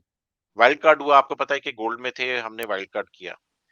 अब जब आपने एक प्लेयर को किया हुआ टैग कि हमें ये प्लेयर चाहिए, तो उसके पीछे कोई मेथड भी होना चाहिए। एक तो ये कि आप गोल्ड में लें, गोल्ड में लेंगे तो you have a every chance के इसके ऊपर ज़ल्मी जो है बेसिकली इस पे राइट टू मैच कर देगी, और उन्होंने करना ही था। अगर आपने देखा हो तो ज़ल्मी ने गोल्ड में चल के किसको पिक किया? वो दानिश अजीज को। दानिश ठीक है, तो दानिश अजीज का टेम्पलेट भी ऑलमोस्ट हुसैन तलत वाला ही है। ठीक है, मेरे ख्याल में हुसैन तलत वर्सेस दानिश अजीज इस टाइम पे हुसैन तलत ज्यादा अच्छी फॉर्म में है। ठीक है, तो इस टाइम पे क्योंकि दानिश अजीज पिछले साल इस्लामाबाद यूनाइटेड से भी दो चार मैच खेले हुए हैं, उससे पहले कोयटा से भी खेलते रहे हैं, मगर कभी दानिश अजीज की पीएसएल में परफॉर्मेंसेस ना ही उतने मौके मिले, ना ही उतनी उसकी परफॉर्मेंसेस आई हैं। मगर हुसैन तलत एक आजमूदा नुस्खा है जो पहले हुआ हुआ है। तो इन्होंने मेरे ख्याल में, अगर एक लेफ्ट हैंडर चाहिए जो बॉलिंग भी कर सकता हो तो फिर यही था, क्योंकि उमर अमीन बॉलिंग नहीं कर सकता। हारिस सोहेल कर सकता है, मगर हारिस सोहेल अब आजकल आपको पता है कि टी20 में इतना चल नहीं रहा है। सरप्राइज के ज़ल्मी ने उसको पिक कर लिया है। लुक लाइक अ लाहौर उसमें बाबर आजम की पर्सनल पिक लग रही है, जिस तरीके से अभी वो पाकिस्तान में भी आए हैं और उसके बाद फिर ज़ल्मी में भी आ गए हैं। तो हुसैन दलत का आप इसकी वाइल्ड कार्ड के पीछे ये देखें, अगर आपने सिकंदर रजा को लेना था डायमंड में तो वो आपने गोल्ड में उठा ही लिया ना, तो it's the same thing whether you get, आप इसको गोल्ड में ले लेते और उसको उसमें डायमंड में ले लेते, तो it could have been the same. तो that was the rational behind this pick. Very well explain Saqib भाई जी। आसिफ भाई, आगे गोल्ड कैटेगरी की तरफ हम बढ़ने वाले हैं अभी। तो पहले जी गोल्ड के हमारे पिछले सीजन के one of the better performer, और पाकिस्तान की तरफ से जिस तरह से ये खेले हैं, स्पेशली टेस्ट क्रिकेट ही ये खेलते हैं, वनडे का डेब्यू इन्होंने किया है, टी20 भी खेल चुके हैं, लेकिन टेस्ट में जिस तरह से इन्होंने इतनी छोटी सी एज में जो टेम्परामेंट, जो क्लास दिखाई है, और लाहौर कलंदर्स के लिए भी पिछले सीजन में बड़ी क्रूशियल इनिंग्स इन्होंने खेल रखी है, जिसकी वजह से लाहौर एक तो प्लेऑफ में इन्होंने 50 बनाई थी, आई think it was against Islamabad United थी, या कोई गेम एक था जहां पे ऊपर से आउट हो गए थे, इन्होंने आगे 50 बना दी थी और हम वो गेम जीत गए थे। तो अब्दुल्ला शफीक जी, अब्दुल्ला शफीक एक क्लासी प्लेयर है और एक आइडियल कॉम्बिनेशन बनाते हैं फखर जमान के साथ, क्योंकि वो बाबर की तरह का एक ओपनर हमें मिल जाता है लाहौर कलंदर्स में। तो क्या कहेंगे सयाल भाई आप अब्दुल्ला शफीक के बारे में? टी20 में तो आपने शायद इतना नहीं देखा होगा उनको, लेकिन पिछले सीजन में लाहौर के लिए इन्होंने बड़ी बड़ी अच्छी परफॉर्मेंस दिखाई थी। नहीं, मैं तो अब्दुल्ला शफीक का आपको पता है बहुत बड़ा फैन हूँ, और थोड़ा सा उनका भी बैट पैच चल रहा था। हमने देखा था टेस्ट सीरीज के अंदर थोड़े से रन्स कम आ रहे थे, लेकिन इन्हें टैग कर दिया गया है कि ये रेड बॉल प्लेयर हैं ऑब्वियसली, लेकिन फ्रेंचाइज क्रिकेट के अंदर आई थिंक इन्हें जो है वो फ्री रेन देना चाहिए. I would like to see him play little bit more on the attacking side. ये थोड़ा सा जो है वो डिफेंस पे जाते हैं. हालांकि he has really good technique, he is got as good a technique as anybody in Pakistan. तो अगर ये अपनी टेक्निक के बेस पर, और इन्होंने पावर हिटिंग भी करके दिखाई है 2 साल पहले, अगर मैं ना भूलता हूँ तो नेशनल T20 कप के अंदर भी. तो फ्रॉम दैट परस्पेक्टिव अगर जो है वो ये अटैकिंग क्रिकेट थोड़ी खेलें, और जिस तरीके से इनके पास फुल अरे ऑफ शॉट्स हैं और उसको वो फुल डिस्प्ले करें, तो he can really be a good player for Qalandar. He's been a good player for Qalandar, but then he can take his game to the next level. जिस तरीके से हम चाहते हैं कि वो ले जा सकते हैं, क्योंकि उनके पास टैलेंट की तो कोई कमी नहीं है. It's just about the mindset and the application, and he needs to be backed. With I don't want this guy on the bench. I want him to be picked every game, which I'm sure he will be. और फिर जो है वो अपने आप को ये express कर सकते हैं. जी बिल्कुल जी. साकिब भाई ब्रीफली अगर आप कुछ ऐड करें अब्दुल्ला शफीक के ऊपर. अब्दुल्ला शफीक ये कि वाकई T20 स्पेशलिस्ट वो नेचुरली है तो नहीं, मगर उसने जितना उसको रोल दिया गया था उसमें उसने अबव मीडियोकर परफॉर्मेंसेस तो दे दी थी. अग्रेसिव भी, तेज खेलने की भी कोशिश कर रहा था. अगर आप ये देखें कि उसने जिस तरीके से वो आते साथ अटैक करता था, नसीम शाह को निकल के कराची स्टेडियम में यार उसने स्ट्रेट पे 6 लगाया था. तो उसका स्ट्राइक रेट भी बुरा नहीं था. इन द एंड 128 का स्ट्राइक रेट था. उसने तकरीबन 11 मैच में मेरे ख्याल में कोई 250 के करीब रन्स किए थे. 128 128 strike rate is not bad basically. सिर्फ यही था कि वो जल्दी वो बनाता था और फिर जल्दी आउट हो जाता था. वो समीन भाई ने उस दिन बड़ा अच्छा वाकया भी बताया कि वो इसको मोटिवेट करते रहते थे, क्योंकि ये 20-20 30 रन के बाद आउट हो रहा था. तो उन्होंने कहा कि यार मैं एक दिन से उसको मोटिवेट कर रहा था कि नहीं नहीं तुम करोगे, तुम जताओगे, तुम ये करोगे. तो कहता है कि यार आप तो हर रोज मुझे ये कह देते हैं, मैं कब करूंगा. ये बेसिकली थोड़ा सा डाउन था. तो मगर यार not bad performances. Basically compose player है, क्लासी प्लेयर है, बिल्कुल प्रॉपर बैट्समैन है. तो जाहिर बात है कि T20 क्रिकेट में इतना मार्जिन नहीं होता, आपको तेज खेलना होता है. तो उसी चक्कर में इसकी विकेट गिर जाती थी. अदरवाइज ये अगर चाहे तो लंबा भी खेल सकता है. मगर ये कि उसने अपनी कैपेसिटी से ज्यादा अच्छी तेज खेलने की पिछले साल कोशिश की थी. तो हैट्स ऑफ टू हिम. और आई गेस एक्सेप्टेबल है जिस तरह की उसने बैटिंग कर दी थी पिछली दफा. अच्छा, आगे अगले प्लेयर से जाने से पहले वो कौन सी गेम थी साकिब भाई? वो इस्लामाबाद यूनाइटेड वाला प्ले ऑफ ही था ना, जिसमें फखर भी आउट हो गए थे, वो टॉप आउट आउट हो गया था और ये खड़ा हो गया था. 50 स्कोर इसने जो की थी, वो इस्लामाबाद यूनाइटेड वाला गेम था ना वो? क्या इस्लामाबाद यूनाइटेड में बेसिकली ये उसका प्ले ऑफ वाला मैच था बेसिकली इस्लामाबाद यूनाइटेड के खिलाफ. हाँ. तो हमारे 3 आउट हो गए थे. तो इसने और वो जो कामरान गुलाम है, इन दोनों ने अच्छी पार्टनरशिप बेसिकली लगाई थी. जी जी बिल्कुल बिल्कुल. और फिर मुझे यार जो याद इसने है, पिछले साल जो कैचेस पकड़े हैं इसने, हाँ क्या हाँ, कमाल उसी मैच कैचेस में वो पकड़े हैं बाउंड्री इसने. के ऊपर जो पकड़ा था उसने. यस जी. यस यस, बिल्कुल बिल्कुल. जी यासर भाई, over to you. Let's move forward quickly. क्या है जी हमारे पास आगे वाले प्लेयर? थोड़ा सा इंट्रोडक्शन कराइए हमें. ये हमारे कुछ अपने ही लगते हैं लेकिन है नहीं. जी जहांगीर मेरा भाई, ख्याल आपको उठ आवाज आ गया रही है. है मेरी? जी जी बिल्कुल आ रही है. जी, हमारे अपने सियालकोट के सिकंदर रजा काफी ज्यादा पर्पल पैच चल रहा है उनका इस टाइम के ऊपर. और जिस तरह अभी उन्हें recently ODI team of the year और T20 team of the year में भी उनको रखा गया है. तो एक काफी अच्छी फॉर्म चल रही है उनकी, और मेरे ख्याल से कलंदर्स की बहुत अच्छी पिक है गोल्ड कैटेगरी. आई थिंक कि पिछले साल used to be average player जो है वो बहुत अच्छा परफॉर्म कर रहे हैं. और दूसरी देखने वाली बात है कि वो ज्यादातर मिनोज के अगेंस्ट खेलते हैं, की क्रिकेट या बॉलिंग लाइनअप उनको नहीं मिली फेस करने को. PSL जो है वो definitely it's a totally different beast, specially के जिस किस्म के बॉलर्स आपको हर टीम में मिलेंगे. Luckily, he's not gonna play against the Lahore Qalandar bowlers, so that's a good sign for him. But again, a very very handy cricketer और बहुत अच्छा फील्डर भी है. पहले भी 1-2 सीजन मेरा ख्याल है ये खेला है डिफरेंट फ्रेंचाइजीज की तरफ से PSL के अंदर, लेकिन उसको वो सक्सेस नहीं मिल कराची सकी. से. तो जी, कराची से बिल्कुल. तो होपफुली इस सीजन में लाहौर की तरफ से वो अच्छा परफॉर्म करे और लाहौर को भी फायदा हो. और I think he should own that role in Lahore Qalandar franchise. जी जी साकिब भाई, what does he bring into the team? एक तो बॉलिंग लेके आते हैं जो मोहम्मद हफीज की कमी पूरी कर सकते हैं with the ball obviously, and with the bat जैसे यासिर भाई ने बताया कि जो पावर वो दिखा रहे हैं स्पेशली प्लेइंग फॉर जिम्बाब्वे. तो as a package how do you see him कि क्या टीम में ये लेके आते हैं एज ए पैकेज? यार ये बेसिकली मोहम्मद हफीज की रिप्लेसमेंट की गई है। राइट हैंडर जो मिडिल ऑर्डर में भी खेल लेगा और बाद में अच्छे ओवर आपको 4 निकाल के भी दे सकता है, स्पेशली लेफ्टीज वगैरह के खिलाफ।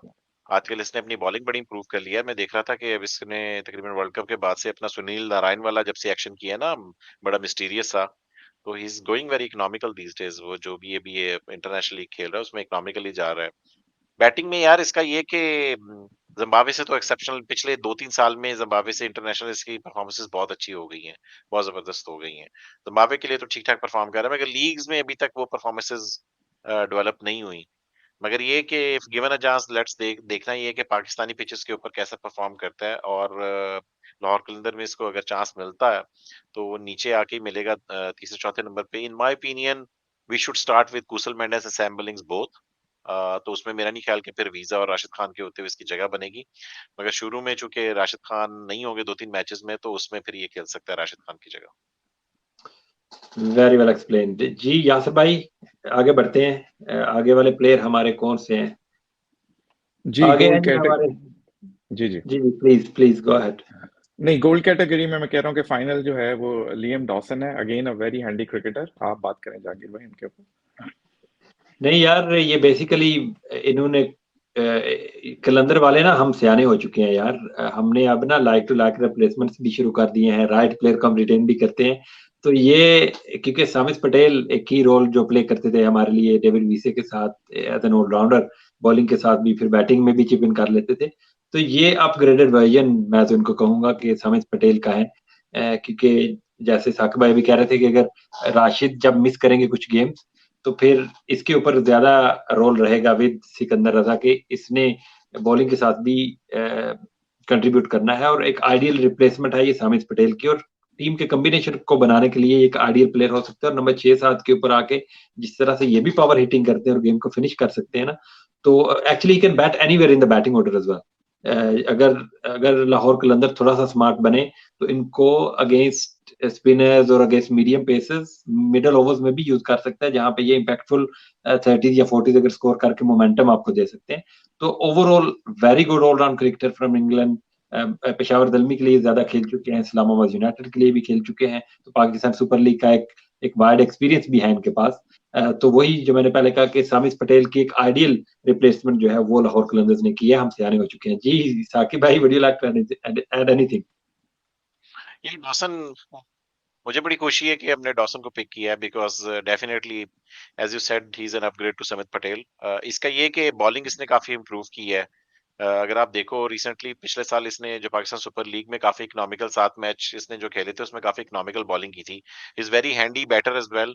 जल्मी के लिए तो इसने काफी मैचेस भी जितवाए हुए हैं। I still remember one game इसने जो इस्लामाबाद यूनाइटेड के खिलाफ 3-4 साल पहले इसने दुबई स्टेडियम में जितवाई थी। That was an amazing knock. 40-50 run का इसका नॉक था, मगर लास्ट बॉल पे इसने मोहम्मद शमी को स्ट्रेट चौका लगा के जो जितवाया था। और जल्मी के लिए हमेशा ये मिडिल ऑर्डर में स्कोर करके देता था। तो बड़ा मेहनती क्रिकेटर है यार। और अब इसने बॉलिंग जो इंप्रूव की है ना, वो सही तेज लेफ्ट आर्म डॉट्स मारना शुरू कर दी हैं।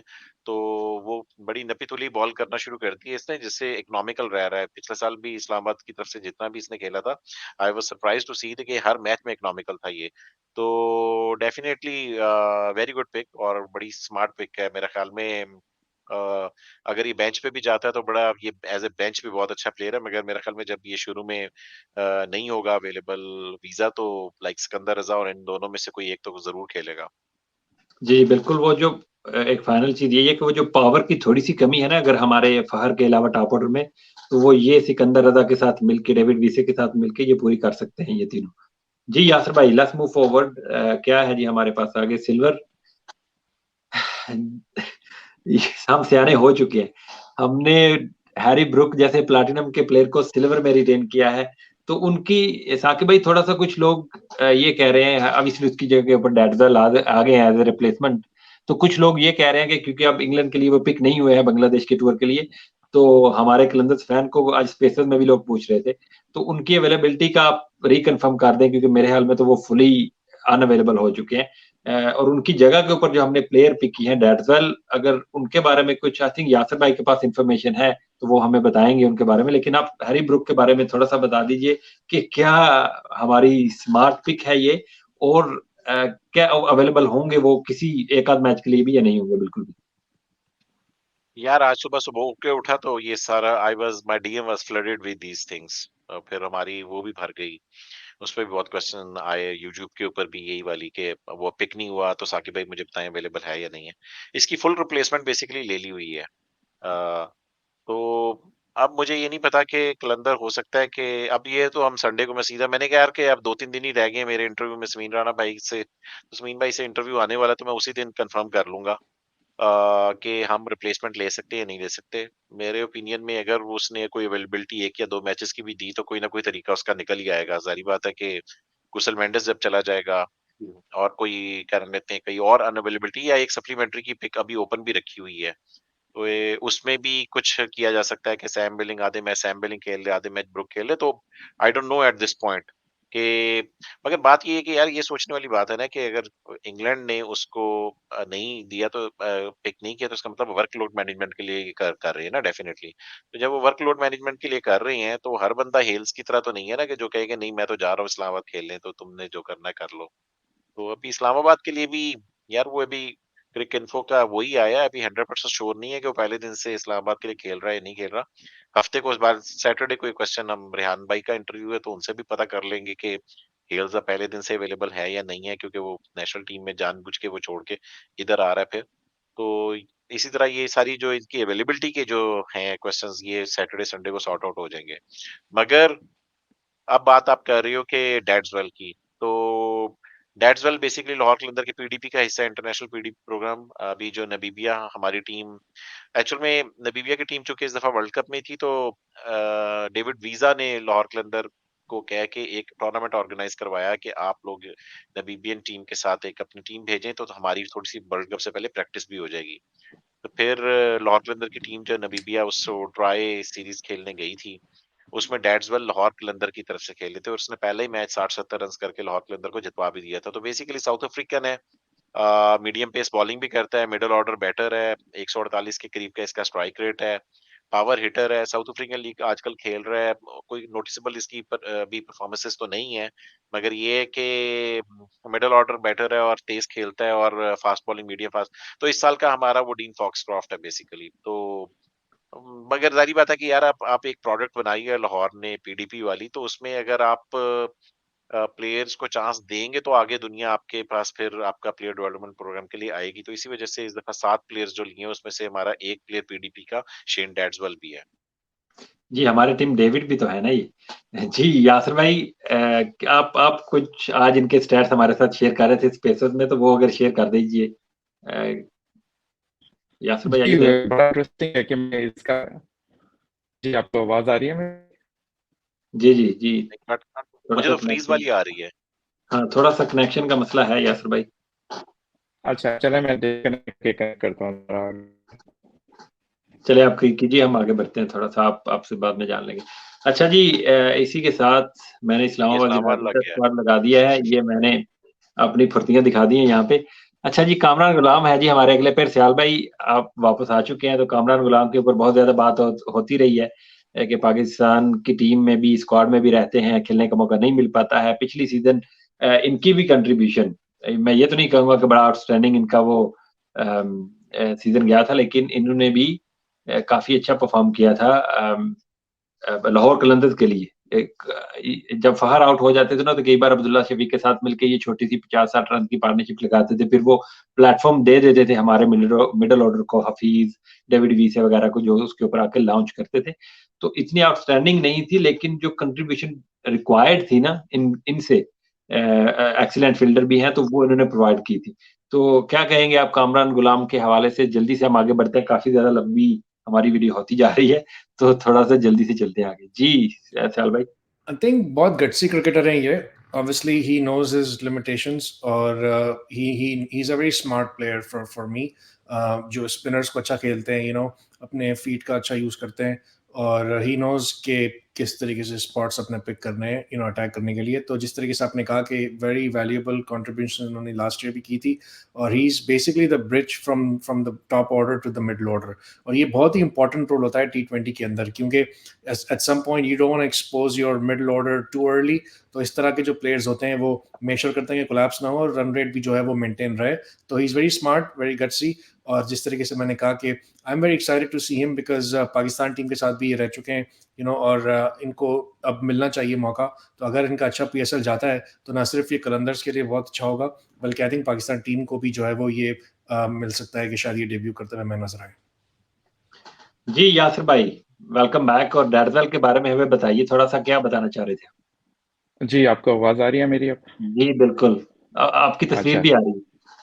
तस्वीर की खैर है यार, आवाज आनी चाहिए। एनीवेज वो मैं थोड़ा सा देख रहा था शेन डेट्सविल का, तो he has a racket in club cricket कि उसने 50 ओवर गेम में 470 रन की इनिंग खेली थी, and he hit 57 sixes in that game. तो आई मीन अगेन, आप 50 ओवर क्रिकेट के हिसाब से तो ये बहुत बड़ी इनिंग है, और आप सोच के भी डर लगता है। बेशक आपकी 30 मीटर की बाउंड्री रखी हो आपने, लेकिन still it's a phenomenal achievement. तो आई थिंक देखना पड़ेगा कि क्या ये वो हैरी ब्रूक को रिप्लेस कर सकते हैं कि नहीं, जो लास्ट ईयर में हैरी ब्रूक ने लाहौर कलंदर्स के लिए किया था, क्योंकि Harry Brook was really instrumental Qalandars की जीत के अंदर, मिडल ऑर्डर के अंदर। तो if he gets an opportunity, I think he is gonna be a very exciting young talent to watch. Very well set. जी आगे बढ़ते हैं। जी यासिर भाई लगाइए जरा स्क्वाड हमारे लिए प्लीज। आगे हैं जी हमारे लाडी दिलबर हुसैन, वापस आ चुके हैं। एक सीजन उन्होंने मिस किया इंजरीज की वजह से, ये भी मेलबर्न के लिए भी खेल चुके हैं। और इनके बारे में तो मिसबा ने भी कुछ कहा था एक बार कि आई थिंक मिसबा ने खेला था उस सीजन में जिस बार इसने बॉलिंग भी की थी मिसबा को। तो ये वापस आ चुके हैं to strengthen our bowling lineup. Obviously bench के ऊपर ही ज्यादा बैठते हुए हमें दिखाई देंगे। तो अपना साकिब भाई बताइए जरा थोड़ा सा दिलबर हुसैन के बारे में कि कहाँ गायब थे ये पिछले सीजन में। और जिस तरह मिसबा ने कहा था स्पेशली कि ऑफ द पिच जितने भी पाकिस्तान के ये यंग अपकमिंग बॉलर है ना, सबसे ज्यादा ऑफ द पिच जो आपको रश करता है ना बैट्समैन, वो ये दिलबर हुसैन है। यार एक तो ये कि इसने 2 सीजन मिस किए हैं। PSL 5 में आया था, फिर 6-7 में इंजर्ड था बेसिकली। तो मेलबर्न स्टार्स, समीन भाई कह रहे थे उस दिन के इसकी इस साल भी क्यूरी थी, मगर मेरे ख्याल में अभी चूंकि वो चाह थे कि ये PSL ही खेल ले, और उसके बाद फिर दूसरी बात ये है कि यंग नहीं है, इस 29-30 के करीब का है। तो बाकी इज वेरी डिसेप्टिव। मगर आप समझ रहे हैं, अगर खेलने के लिए आया, नहीं खेलने के लिए नहीं आया। हमारे इस साल एंथम आ रहा है बेसिकली, तो इसलिए आया। उसके लिए जी। तो डिसेप्टिव बॉलर है बेसिकली। और क्या नाम कहते हैं, इसने जिस तरीके से शेन वॉटसन को आउट किया था PSL 5 में, बना के आउट किया था इसने, तो that was very impressive. Dual pace है बेसिकली, इसकी पेस का भी अंदाजा नहीं होता, लगता नहीं कि इतना तेज करेगा, अचानक तेज कर देता है, अचानक स्लोवर रन्स फेंक देता है। तो बेसिकली पेस को बड़ा अच्छा वेरी करता है। अब देखना ये है कि यार 2 साल, ये जो PDP के हमारे प्लेयर्स हैं यार, ये 2-2 साल अगर क्रिकेट नहीं खेलते और उसमें से कुछ टूर्नामेंट्स खेलते हैं साल में, जिस तरह इसने आखिरी कंपेटिटिव क्रिकेट वही नामीबिया में टूर्नामेंट खेला, दैट वाज बैक इन सितंबर। तो सितंबर से लेके अभी तक अब 4-5 महीने हो गए हैं, तो उसमें अब आप सिर्फ अगर हाई परफॉर्मेंस सेक्टर पे बैठ के लाहौर के खेल रहे हो, तो वहां पर मेरे थोड़े से कंसर्न्स हैं कि किस तरह फिर ये आगे आके चलेगा। तो लेट्स सी, इसकी फिटनेस इज द थिंग। कि अगर इसकी फिटनेस फिट वगैरह हुआ, तो इसकी नो बॉल का एक थोड़ा सा मुझे इशू होता है, थोड़ा सा एक्सपेंसिव जाता है, मगर विकेट टेकर फॉर श्योर है। ये जितने भी मैचेस खेलेगा आपके सामने विकेट जरूर लेगा। जी वेरी वेल सर, बिल्कुल ऐसे ही है। नोबल का थोड़ा सा बिल्कुल मैं आपसे पूछना चाह रहा था, अच्छा हो गया आपने इसको ऐड कर दिया। आगे हैं जी हमारे अहमद दानियाल। ये भी हमारे PDP के ही एक प्लेयर हैं जो हारिस रऊफ और दिलबर हुसैन की तरह इनको भी डेवलप किया गया है। और ये भी खेल चुके हैं पहले। थोड़ी सी पिटाई अभी रिसेंटली अच्छी फॉर्म में थे और एक मैच में नेशनल T20 कप में इनवर रिलीज इनके पीछे पड़ गए थे। तो ये भी एक अच्छे आइडियल बॉलर हैं T20 क्रिकेट के। स्लो वन अच्छा करते हैं, यॉर्कर्स अच्छे करते हैं। ये भी लगता नहीं है ऐसे कि ये तेज होंगे, लेकिन he does ball heavy ball. तो ब्रीफली अगर आप कुछ ऐड करना चाहें साकिब भाई अहमद दानियाल के ऊपर, ऑब्वियसली ये भी बेंच के ऊपर ही ज्यादा हमें दिखाई देंगे क्योंकि हमारी फास्ट बॉलिंग तो सॉर्टेड ही है जिसने खेलना है। यार बिल्कुल, बेंच के लिए उन्होंने रख लिया। आई डोंट नो कि बेंच के ऊपर इतने ज्यादा फास्ट बॉलर्स उन्होंने क्यों रख लिए हैं, क्योंकि इतने तो शायद चाहिए भी नहीं होंगे, क्योंकि इसके बाद जलाद खान भी हैं, वो उनको भी रखा हुआ, ठीक है, फिर दिलबर भी होगा। डैनी का यार यही है कि पीडीपी की प्रोडक्ट है और क्या नाम है 25-26 साल का लड़का है। अभी इस दफा सेंट्रल पंजाब से भी खेला है, फर्स्ट क्लास भी खेला है, फिर नेशनल टी20, फिर अनवर अली वाला तो आपने जिक्र कर ही दिया है, मेलबर्न स्टार्स में भी। तो ही हमेशा से एक्सपेंसिव जाता है, ये भी डिसेप्टिव बॉलर ही है बेसिकली, स्लोअर रन्स। तो इसकी जो मेमोरी मुझे याद आ रही है, एक तो वो पीएसएल 6 वाली, वो यही कि ही वाज वेरी एक्सपेंसिव, मगर जो इसने कॉलिन इंग्रम का कैरियर खत्म कर दिया उस एक बॉल से। उसके बाद इंग्रम बेचारे को शायद कभी पीएसएल में किसी ने पिक भी नहीं किया। अमेजिंग यॉर्कर जो इसने यॉर्कर मारा था कॉलिन इंग्रम को, उसको भी नजर नहीं आया कि हुआ क्या उसके साथ। 145 के ऊपर बिल्कुल बड़ा लीथल किस्म का यॉर्कर था। तो लेट्स होप सो कि थोड़े से इकोनॉमी वाली साइड पे मुझे काफी कंसर्न्स हैं इसके, otherwise he is a decent bowler. जी बिल्कुल। अच्छा जी, आगे बढ़ते हैं और आगे हैं जी हमारे ताहिर बेग। इनके बारे में मैं बिल्कुल भी नहीं जानता हूं, तो साकिब भाई आप ही बता सकते हैं हमें प्लीज ताहिर बेग के बारे में कि क्या है, ये बैट्समैन है, बॉलर है या क्या है? या ताहिर बेग का ये कि ये क्लब, वैसे तो पीडीपी का लड़का है मगर क्लब क्रिकेट इधर उधर खेलता रहा है। तो मैंने एक दिन ट्वीट की थी बेसिकली कि मिर्जा ताहिर बेग कौन है जिसको लाहौर ने पिक किया ड्राफ्ट वाले दिन। तो उसामा मीर जो है हमारे स्पिनर, उन्होंने मुझे डीएम में ना इसकी सारी वीडियोस भेजी कि ये तो बड़ा ठीक ठाक प्लेयर है, काफी छक्के छक्के मारने वाली इसकी वीडियोस भेजी थी। तो वो यही है। उसके फिर आपने देखा होगा कि ड्राफ्ट वाले दिन बेसिकली शाहीन से पूछा कि ये कौन है, तो उसने कहा ये हमारा टिम डेविड है। ओपनर है बेसिकली, 23-24 साल का लड़का है। यही नबीबिया में गया हुआ था, वहां पर इसकी एक दो दो तीन अच्छी इनिंग्स थी। One of the top scorers from Qalandars था बेसिकली। तो राइट हैंडर ओपनर है और पावर हिटिंग करता है, तेज खेलता है, मगर ओपनिंग में लाहौर में जगह मुझे लग रहा है ये भी ज्यादातर बेंच में बैठेगा ज़ैद आलम की तरह। तो एज ए ओपनर तो पहले ही यार देखो, कूसल मेंडिस अगर आता है तो उसकी भी जगह बड़ी मुश्किल है, क्योंकि फखर और अब्दुल्ला शफीक के होते हुए अगर अभी कूसल मेंडिस का भी नहीं समझ लग रही कि उसको किस जगह पे हम सेट करेंगे। तो इसमें फिर ताहिर बेग भी ओपनर है, तो लेट्स सी कि इसको कोई मैच मिलता है। अच्छा, एक चीज मैं इसके ऊपर सिल्वर कैटेगरी में जैसे आपने भी कहा भी कि दिलबर भी है, फिर अहमद दानियाल भी है, फिर जलाल खान भी है, तो डोंट यू थिंक के इनको आई नो ओपनर है, अभी आपने बताया भी है, तो वो जो फैजान लड़का खेला है पहले लाहौर कलंदर्स के लिए खेल भी चुका है, और अभी उसने इम्प्रूव काफी ज्यादा किया है डोमेस्टिक का, जिस तरह से उसका व्हाइट बॉल का सीजन गया है, नेशनल टी20 कप हो या फिर पाकिस्तान कप हो। तो डोंट यू थिंक कि जैसे आपने कहा भी कि बॉलर ज्यादा है, तो एक ऐसा वाला बैट्समैन इनको रखना चाहिए था instead of too many bowlers, या मैं ताहिर बेग जो कि अननोन है, तो इससे बेहतर नहीं था कि अगर फैजान जैसे लड़के को जिसने थोड़ा सा एक्सपीरियंस अभी गेन कर लिया हुआ है तो उसको ऐड कर लेते? बिल्कुल यार, फैजान तो अब खेल के डोमेस्टिक खेल के तो इस टाइम पे फॉर्म भी बहुत ज्यादा था। नेशनल टी20 में अगर आप देखो, उसने ठीक ठाक छक्के मारे हैं, कि 16 छक्के लगाए हैं उसने। उसका स्ट्राइक रेट भी वन ऑफ द लाइक अच्छे स्ट्राइक, साइम अयूब के बड़े करीब करीब, he was matching Saim Ayub basically almost throughout the tournament. छक्के भी इसके ऑलमोस्ट साइम अयूब जितने ही थे, एक आधा ही कम होगा या एक उससे ज्यादा होगा। इसके अलावा स्ट्राइक रेट इसका बहुत अच्छा था, इस दफा फॉर्म में भी ठीक ठाक था यार। तो इतनी फॉर्म में वाले लड़के में होते हुए समझ नहीं लगी। मगर बात वही है ना कि अब आपकी जो क्लास ऑफ 22 के जो ग्रेजुएट्स हैं, इन्होंने उनको खिलाया है कि चलो यार कि हम इस क्लास जो रिसेंट आ रही है क्रॉप, उसमें से खिलाएं। तो maybe this is the reason. अपने ड्राफ्ट में समीन भाई हर एक जब उनसे पूछा जाता था तो वो यही बताते थे कि क्लास ऑफ 22 का है, तो maybe this is the reason. जी बिल्कुल। अच्छा जी, आगे हमारी इमर्जिंग कैटेगरी है, one of the most exciting category for me in Pakistan Super League, और उसके जी जो इमर्जिंग सुपरस्टार अभी तो ये बन चुके हैं लाहौर कलंदर्स के, और वो है जमान खान।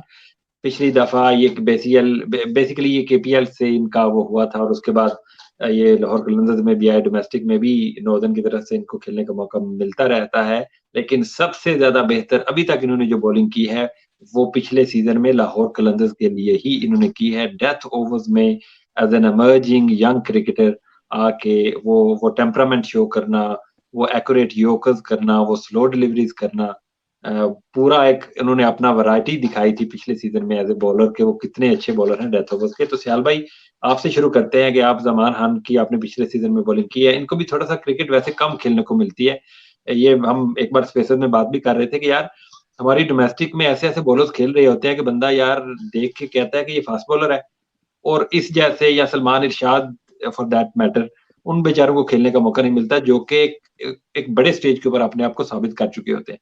तो क्या कहेंगे आप जमान खान के बारे में? आई थिंक आपने बड़े अच्छे तरीके से उनको डिस्क्राइब किया कि टेम्परामेंट और टैलेंट भी है, लेकिन सबसे चीज़ जो मैं पॉइंट आउट करना चाहूँगा कि जब आपकी टीम के अंदर शाहीन शाह, राशिद खान और हारिस रऊफ जैसे बॉलर्स हों, जो कि वर्ल्ड क्लास बॉलर्स हैं इंटरनेशनल लेवल पे, तो उनके शैडो में बॉलिंग करना और अपने आप को प्रूव करना, और फिर जिस तरीके से उनसे लास्ट ओवर्स भी करवाए गए थे लास्ट ईयर भी पीएसएल के अंदर, तो those are tough overs, right? तो उस जिस तरीके से इन्होंने टेम्परामेंट शो किया और जिस तरीके से इन्होंने अपनी नर्व्स पे काबू किया और मैचेस जितवाए कलंदर्स को, तो I think that says a lot about his mental aspect of the game, not just physical. तो मेरे लिए वही प्लेयर जो है वो बहुत ज़्यादा अच्छा होता है, जो कि टैलेंट तो देखें इस लेवल पे आप पहुंचते हैं तो आपको अल्लाह ने टैलेंट तो दिया होता है, उसके अगेन उसके अलावा तो आप इस लेवल पे नहीं पहुंच सकते। It's almost impossible to make it to this level, चाहे हम फ्रेंचाइज लीग का हैं या इंटरनेशनल लेवल का है।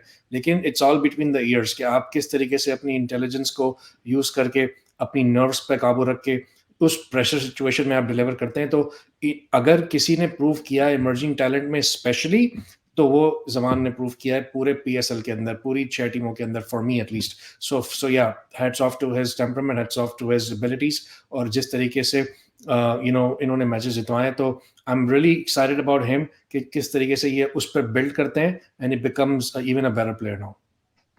जी साकिब भाई, over to you. Zaman Khan के ऊपर तो यार बात बनती है, जिस तरह से उन्होंने पिछले सीजन में परफॉर्म किया है। बिल्कुल यार, ये बेसिकली हमें इमर्जिंग में बेसिकली डायमंड लेवल की एक कैटेगरी का प्लेयर मिल गया है। और वी आर वेरी फॉर्चुनेट कि इस साल भी, क्योंकि 2 साल तो सप्लीमेंट्री में आप, सॉरी, इमर्जिंग में आप खेल सकते हैं। उसके ऊपर वो 10 मैचेस वाला रूल लागू नहीं होता 2 साल तक। तो वी आर वेरी फॉर्चुनेट के ज़मान इस दफ़ा हमारे साथ दोबारा खेल रहा है। राइट आर्म स्लिंगी, अच्छी लाइन लेंथ है इसकी, अच्छे एरियाज़ में बॉल करता है बेसिकली। पेस थोड़ी-सी और इंक्रीज़ अगर इसकी कोई इसके ऊपर फास्ट बॉलिंग कोच काम करके थोड़ी-सी पेस और तेज़ कर दें, तो he could be more handy. Variety भी थोड़ी-सी और ऐड भी की जा सकती है, मगर ये कि यार कितना काम कूल कस्टमर है। सुना कि हाफ़िज़ कुरान भी दैट्स द थिंग जिसकी वज़ह से वो काफ़ी मैच्योर सा और काफ़ी ओवर एग्रेशन नहीं करता। Some time I really wished कि यार आप इतना भाग के आके बोल्ड किया तो थोड़ा-सा एग्रेशन भी दिखाओ ना, मगर नहीं, वो आराम से अपनी बड़ी प्यारी सेलिब्रेशन करता है। तो यार ज़्यादा एक्सपेंसिव भी नहीं गया, 8.5 की इकॉनमी थी यार, मगर 8.5 की economy in Pakistan, that's acceptable at this level. मगर विकेट टेकर है बेसिकली, और वही आपने जो बात की कि आखिरी ओवर्स में बॉल का था, डेथ ओवर्स में बॉल करना।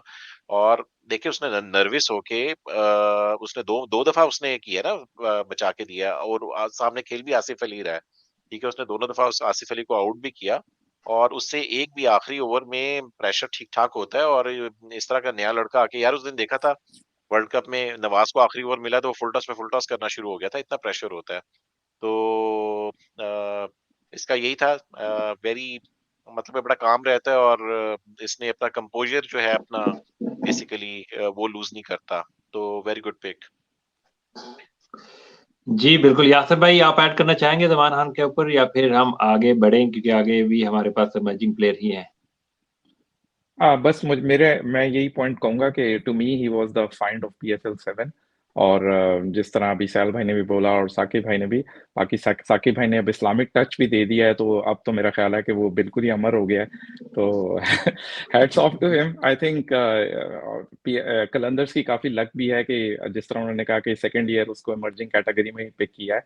तो it will be very interesting कि नेक्स्ट ईयर क्या होता है या नहीं, but I think Zaman Khan, to me, he was phenomenal last season.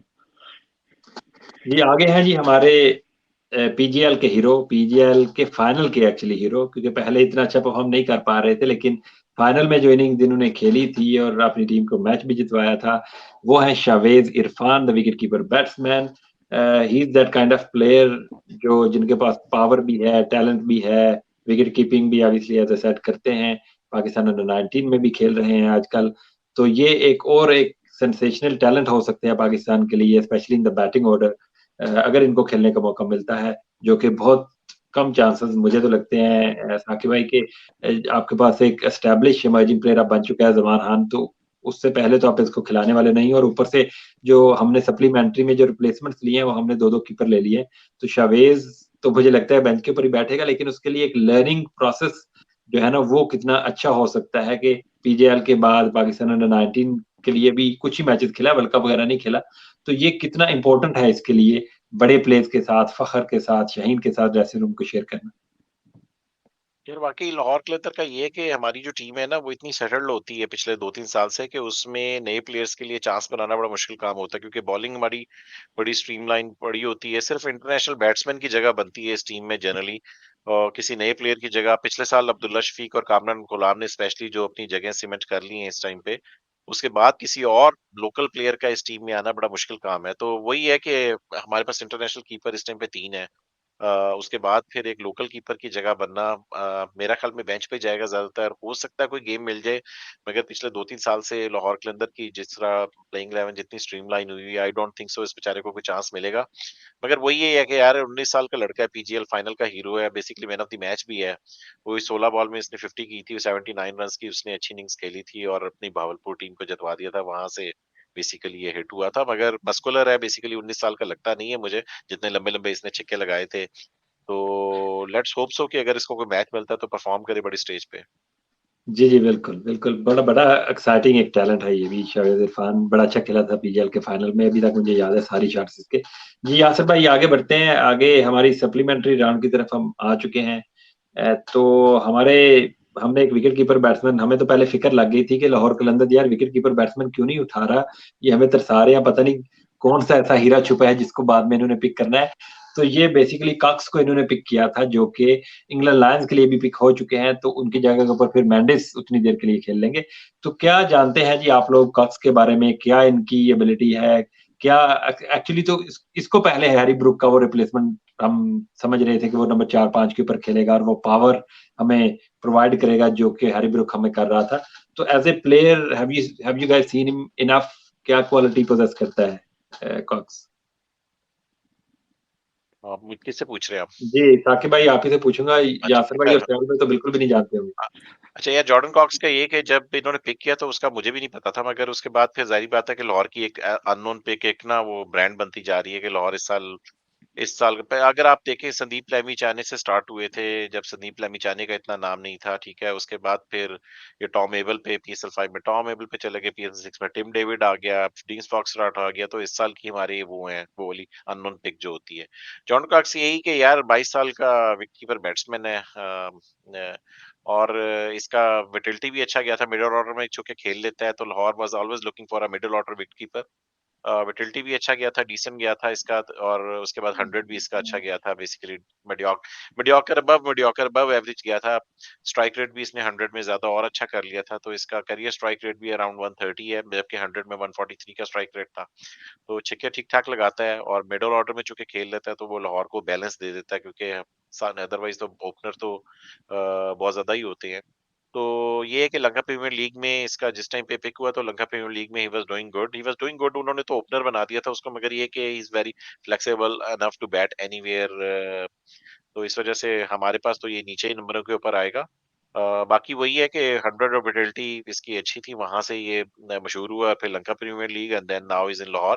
पर जब लाहौर ने इसको पिक किया तो ही वाज फुली अवेलेबल, तो हुआ ये कि लाहौर ने जब पिक कर लिया तो उसके बाद इंग्लैंड लायंस का जो स्क्वाड जो उनका टूर जा रहा था श्रीलंका में, वहां पर ये पिक हो गया, तो जिसकी वजह से ये तकरीबन पहले 4-5 मैचेस नहीं खेल सकेगा, जिसकी हमने रिप्लेसमेंट जो लिए वो कुशल मेंडिस लिया है।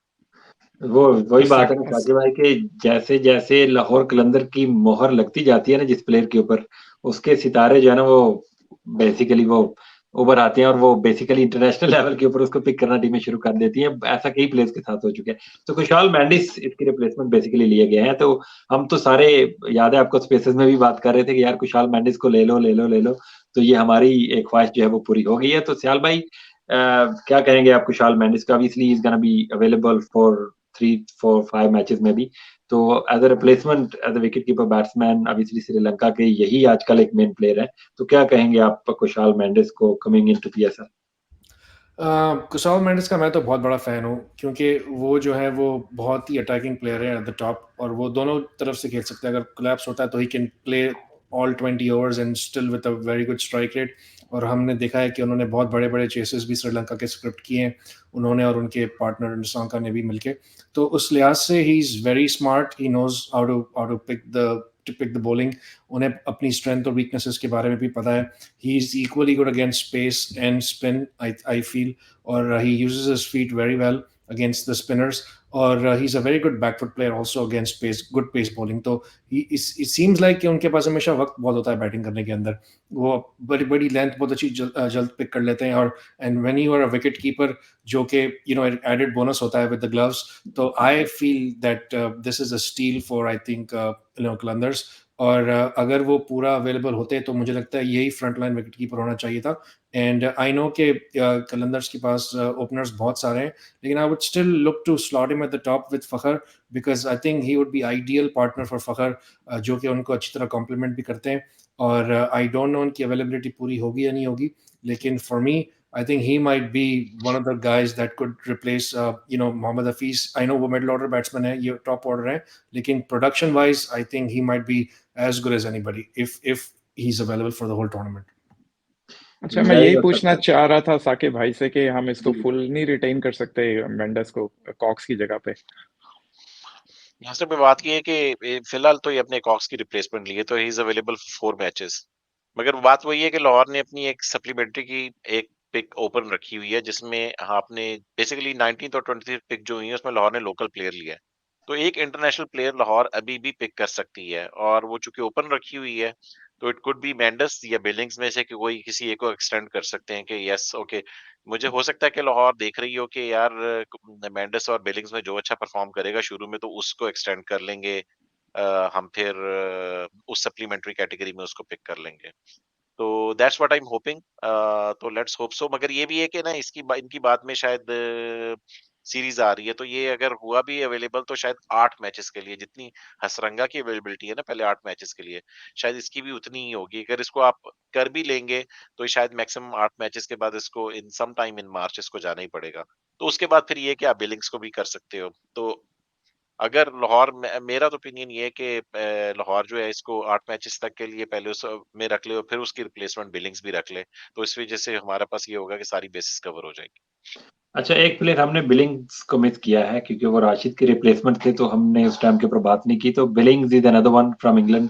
और इंग्लैंड की यार एक ऐसी फैक्ट्री लगी हुई है व्हाइट बॉल क्रिकेटर्स की, जो मॉडर्न डे क्रिकेट को बड़े अच्छे अंदाज से खेलते हैं. And Billings is one of those. Is a bit unlucky कि इसको इंग्लैंड के लिए उतना ज्यादा खेलने का मौका नहीं मिलता है, लेकिन जितना भी ये खेलता है अपने डोमेस्टिक में, T20 ब्लास्ट हो, 100 हो या फिर काउंटी क्रिकेट हो, कैंट के लिए ये ज्यादा खेलता है. तो परफॉर्मेंसेस राइट अप देयर रहती हैं. और वो इस्लामाबाद यूनाइटेड के लिए भी पहले आई थिंक खेल चुके हैं पाकिस्तान सुपर लीग में ही. तो ये भी एक ऐसे प्लेयर हैं जो कि फायर पावर प्रोवाइड कर सकते हैं इन दैट मिडल ऑर्डर. तो इनके बारे में अब ये भी है कि कौन सा विकेट कीपर बैट्समैन ये खिलाएंगे, क्या मैंडिस और बिलिंग्स दोनों को खिलाएंगे, या फिर सैम बिलिंग्स अकेले ही खेलेंगे, या कितने मैचेस के लिए वो अवेलेबल हैं, या जैसे आपने कहा कि अगर सप्लीमेंट्री में जो रिजर्व की हुई है अगर उसमें ऐड करना है, तो ये एक अच्छा ऑप्शन भी हो सकते हैं कि इनको भी आप for the rest of the tournament आप रख सकते हैं अगर ये अच्छी फॉर्म दिखाते हैं. तो इसके बारे में थोड़ी सी बात कर लीजिए. देन विल हमारे पास 2 ही प्लेयर रह गए और फिर हम नॉर्मली साकिब भाई शो के टूवर्ड्स द एंड हम प्लेइंग 11 भी बनाने की कोशिश करते हैं. ऑन पेपर जो हमें बनती हुई दिखाई देती है तो वो भी बनाएंगे. तो सैम बिलिंग्स के बारे में प्लीज. यार सैम मिलिंग का ये कि आपने सही कहा, पहले 2 साल इस्लामाबाद से खेला था. उसका हैशटैग तो हथौड़ा मुझे याद है आज तक उन्होंने रखा हुआ था. उसके बाद फिर ये कि इंग्लैंड लायंस में पिक हो गया. फिर उसके बाद ज्यादातर चूंकि लायंस के साथ बिजी होता था, इंग्लैंड की नेशनल टीम में आ गया, तो फिर दोबारा पीएसएल में कभी इसका नाम ही नहीं था. इस दफा भी अगर आप देखें तो किसी भी ड्राफ्ट लिस्ट में इसका नाम नहीं था. तो जब मैंने पता किया था उस दिन हैदर भाई से, तो उन्होंने बताया था कि बहुत से ऐसे प्लेयर्स हैं, काफी बड़े बड़े प्लेयर्स भी हैं जिनके नाम ड्राफ्ट में थे, मगर वो पब्लिश इस वजह से नहीं हुए कि उन्होंने सिर्फ रिप्लेसमेंट्स के लिए रखे हुए थे, कि अगर रिप्लेसमेंट के लिए मुझे पार्शली अगर आपने रखना है कुछ मैचेस के लिए, तो इसका नाम भी बेसिकली कुछ मैचेस के लिए एज ए रिप्लेसमेंट्स में ही, इस रिप्लेसमेंट ड्राफ्ट के लिए ही था इसका. तो बात ये है कि बिलिंग्स यार बहुत बड़ा, मतलब कि बहुत अच्छा प्लेयर है. बड़ा सॉलिड प्लेयर है, मिडल ऑर्डर में भी खेल लेता है, ऊपर भी खेल लेता है. आज भी इसने बड़ी अच्छी 50 की है डेजर्ट वाइपर से ही. अजहर महमूद जिस टीम के बॉलिंग कोच हैं बेसिकली, मैंने देखी थी, और वो तो he won the match for his team. तो बात यही है कि very solid pick. I am very happy कि Sam Billings is in Lahore Qalandars. हमारी मिडल ऑर्डर में after Kusal Mendis and after Sam Billings अब हमारी टीम इतनी बुरी नहीं लग रही है. अगर स्पेशली इन दोनों में से कोई एक या दोनों आइडियली, अगर अगर एक थ्रू आउट द टूर्नामेंट खेल जाता है, तो हमें अपनी मिडिल ऑर्डर के जो प्रॉब्लम्स हैं वो सॉल्व कर देगा. तो मेरा ख्याल में इसका सबसे अच्छी बात है प्रॉपर बैट्समैन है ये. प्रॉपर मतलब कि बैटिंग वाली शॉट्स खेलता है, और पावर हिटिंग अगर आप कहेंगे तो आपको इनिंग्स कंपोज करके दे देगा, पावर हिटिंग कहेंगे तो इन द एंड वो पावर हिटिंग कर लेगा। तो very good pick. Very good pick, absolutely. जी आगे हमारे जी 2 प्लेयर्स बाकी बचते हैं और ऑब्वियसली एक रिजर्व इन्होंने रखी है सप्लीमेंट्री की पिक। एक तो जलाल खान है, थोड़ी सी बात साकिब भाई ने इनके बारे में की है। आई थिंक ये एक बॉलर है शायद, और ये मलिंगा टाइप ऑफ इनका एक्शन बताया जा रहा है। तो ये भी एक आई थिंक पीडीपी के प्रोग्राम से ही आए हैं, तो खेलने का मौका मिलता है या नहीं मिलता है ये तो वक्त ही बताएगा। इसी तरह एहसन भट्टी भी हैं, वो भी आई थिंक पीडीपी के ही प्लेयर हैं। जैसे साकिब भाई ने पहले बताया कि उन्होंने वो एक ग्रुप अपना जो रखा हुआ है पीडीपी का, उन्हीं में से इनको पिक किया गया है। तो ब्रीफली अगर साकिब भाई थोड़ा सा आप हमें इनके बारे में बता सके जितना आप जानते हैं, then will move on to playing 11। यार पता तो मुझे भी नहीं था जलाद खान के बारे में और एहसन भट्टी के बारे में। जलाद खान का भी यही है कि ये left arm Malinga type basically tape ball का बॉलर है। तो टेप बॉल से अगर आप इसको गूगल भी करोगे ना, यूट्यूब भी करोगे, तो इसके टेप बॉल की बॉलिंग ही आएगी, और he was very quick. Namibia के टूर्नामेंट में जब क्लास ऑफ 22 जो ये गए नमीबिया, तो वहां पर इसने अच्छी बॉलिंग की थी, 5 आउट किए थे इसने। थोड़ा सा एक्सपेंसिव था, तो लेट्स सी कि इसकी कोई जगह बनती है नहीं, क्योंकि मैं पाकिस्तान लाहौर की बॉलिंग में पहले जो जिन प्लेयर्स ने 5 बॉलर्स ने खेलना वो पहले ही स्ट्रीमलाइन हुए हैं, और बेंच के ऊपर दिलबर हुसैन, अहमद दानियल इससे पहले बैठे हुए हैं। तो आई डोंट थिंक सो, मेरा ख्याल में लाहौर ने इसको सिर्फ एक्सपीरियंस देने के लिए लेके गई है, शायद ही किसी इसको कोई गेम मिल सके। तो ये उसी तरह ही है। एहसन भट्टी का ये है कि यार वो मैंने ड्राफ्ट वाले दिन जब ये पिक हुआ है सप्लीमेंट्री ड्राफ्ट में, मैंने ट्वीट की कि ये कौन है। तो इसके एक बड़े भाई हैं, वो आई डोंट नो कि मुझे किस तरह जानते थे, मगर फौरी तौर पे इनके बड़े भाई आए और उसने इसकी मुझे सारी फ्लड कर दी पिक्चर्स की, सारी वीडियोस। तो वीडियोस जब मैंने देखी तो उसमें मैंने देखा कि ये बिल्कुल हमारा खुशदिल शाह है, basically left arm middle order batter है। वो बिल्कुल खुशदिल स्टाइल में वो एक ही स्टाइल पे गोडा टेक छक्के लगा रहा है, ठीक है? और साथ में वो लेफ्ट आर्म ऑर्थोडॉक्स स्पिनर भी है। तो बेसिकली ये हमारा इस साल का खुशदिल शाह है। तो मिडल ऑर्डर में अगर आपको हमें किसी कंडीशन में अगर हमें किसी एक लोकल ऑलराउंडर की जरूरत पड़ गई तो उसमें एहसन भट्टी वो कर सकता है। वेरी वेल एक्सप्लेन जी। प्लेइंग 11 के बारे में हम जानते हैं, साकिब भाई की प्लेइंग 11 जानते हैं। मैंने एक अपने ज़हन के ऊपर जल्दी से बना के यासर भाई को भेजी थी, लेकिन वी कैन डिस्कस दैट और हम उसके ऊपर चेंजेस कर सकते हैं। मैं जल्दी से एक नई भी बना के भेज दूंगा, वो भी लगा सकते हैं। तो ये मेरी नज़र में ऐसी कुछ बनती हुई इनकी दिखाई दे रही थी मुझे, जितना मुझे टाइम मिला मैंने जल्दी से बना ली थी। तो क्या कहते हैं साकिब भाई आप, क्योंकि जैसे आपने बोला मैंडिस और बिलिंग्स के आने से जो मुझे एक थोड़ा सा खतरा था या वरी थी कि मिडिल ऑर्डर में वो पावर नहीं है, एक सिकंदर रजा है और फिर डेविड वीसे और डॉसन के ऊपर ज्यादा प्रेशर आ जाएगा। तो अब बिलिंग्स और मैंडिस के आने से वो प्रॉब्लम थोड़ी सी सॉल्व हो चुकी है। क्या ये दोनों एक साथ खेल सकते हैं? मैंने तो यही सोचा कि शायद एक ही खेलेगा। तो आपके बारे में आपका इस बारे में क्या है कि आपकी क्या आइडियल प्लेइंग 11 होगी? साथ में मैं लिखता भी जाता हूँ आपकी। यार मुझे लगता है कि ये जो आपने बनाई है, मुझे लग रहा है कि लाहौर कलंदर इसी तरह शायद स्टार्ट करेगी। मुझे लग रहा है बिलिंग्स और मैंडिस में से किसी एक को खिलाएगी और सिकंदर रजा को जरूर खिलाएगी फॉर द बॉलिंग, क्योंकि हफीज की तरह का उनको एक ऑफ स्पिनर जो है ना वो उस तरह का चाहिए होगा। अगर डॉसन के साथ शुरू में जब जब देखें, जब तक वो राशिद नहीं है, डॉसन खेल रहे हैं ना, तो फिर तो बिलिंग्स और मैंडिस मेरे ख्याल में उन दोनों को खिलाना चाहिए। ठीक है, वो दोनों ही खेलें और सिकंदर रजा को बैठना चाहिए, क्योंकि डॉसन बॉलिंग कर देगा उस साइड पर। तो बाकी in my opinion we should take full opportunity, जितने अगर 3 मैचेस के लिए मेंडिस और विलिंग्स दोनों खेल सकते हैं, उन दोनों को ही खेलना चाहिए। तो आई would play both of them. बाकी बस प्रॉब्लम इनकी ये हमारी यही आती है कि क्योंकि हमें कामरान गुलाम को भी खिलाना है और हुसैन तलत को भी खिलाना है, तो इनके नंबर्स डिफाइन करना जरा मुश्किल हो जाता है, क्योंकि मेंडिस को अगर आप ओपनर करोगे तो फिर आप वन डाउन अब्दुल्ला शफीक को करोगे तो फिर कामरान गुलाम बहुत नीचे चला जाएगा। तो लाहौर कलिंदर की सिर्फ यही प्रॉब्लम आ रही है कि इसकी प्लेइंग 11 बनाना, स्पेशली बैटिंग सॉर्ट आउट करना जो है ना, पहले 4-5 बैट्समैन को वीजा से पहले पहले इनको स्ट्रीमलाइन करना बड़ा मुश्किल काम है।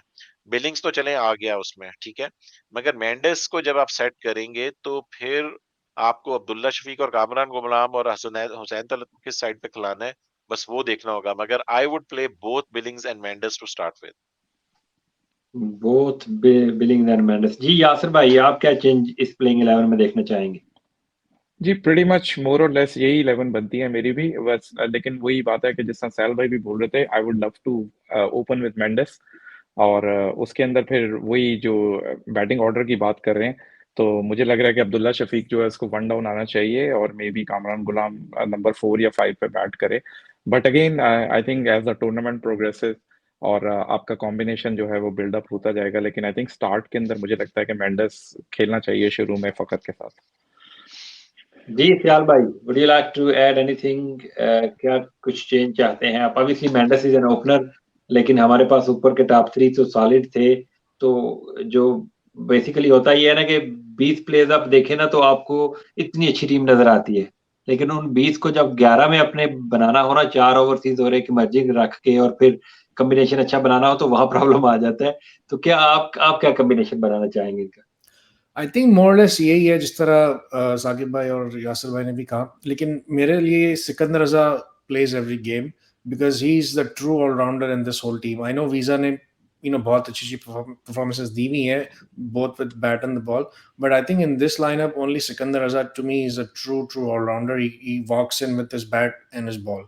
तो कहने का मकसद ये कि Sikandar plays, I agree with Saqib bhai. I would play both Billings and Mendes, and for me, I think Hussain Talat misses out क्योंकि वो जो है वो ऑब्वियसली मिडिल ऑर्डर के अंदर बहुत पावर मिल जाएगा, क्योंकि अगर मेंडिस बिलिंग्स भी होंगे, फिर सिकंदर रजा भी हैं, फिर वीजा भी हैं, तो आई थिंक उसके बाद अगर, और दिस इज अगेन अगर राशिद अवेलेबल नहीं है, तो अगर राशिद अवेलेबल है तो फिर तो वीजा, राशिद, मेंडिस और सिकंदर रजा के साथ में जाऊंगा। ये 4 फॉरेनर्स, और फिर Mendes, as Yasir said, I would slot him on the top, and Abdullah Shafiq maybe comes one drop, and then Kamran comes at number 4, and Hussain Talat misses out for me. लेकिन अगर राशिद नहीं है तो फिर I think I would play both Mendes, Billings, both Sikandar and Visa.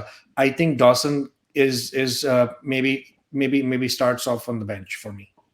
Salman भाई, हुसैन तलत को नहीं निकाल सकते आप, मतलब कि आप चाह के भी नहीं निकाल सकते, क्योंकि आपको उस स्लॉट पे फिर आपको किसी बैट्समैन को खिलाना है।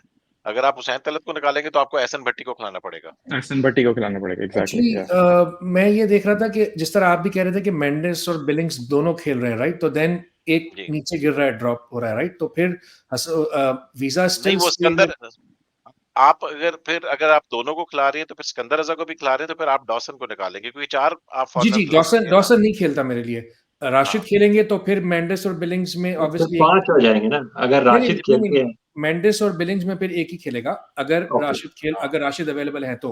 राशिद अगर अवेलेबल नहीं है तो फिर I would go with Mendis, Billings, Sikandar and Wiese as the 4 foreigners. Right right right, हाँ, ठीक हो मगर उसमें गया। भी सिकंदर को भी जब आप खिला रहे हैं तो हुसैन को आपको तब भी खिलाना है, क्योंकि हमें ऊपर एक बैट्समैन पूरा करना है। तो ये हमारे कामरान गुलाम और हुसैन तलत ने सारे मैचेस खेलने हैं एट दिस, क्योंकि बेसिकली हुसैन तलत इज मोहम्मद हफीज की रिप्लेसमेंट है, तो सारे मैचेस खेलेंगे। और कामरान गुलाम ने और अब्दुल्ला शफीक ने पिछले साल सारे मैचेस खेले थे। तो हमारी ये जो चीज बन रही है, इसमें 2 ही बैट्समैन, क्योंकि देखें राशिद खान और डेविड वीजा तो गारंटेड स्टार्टर हैं।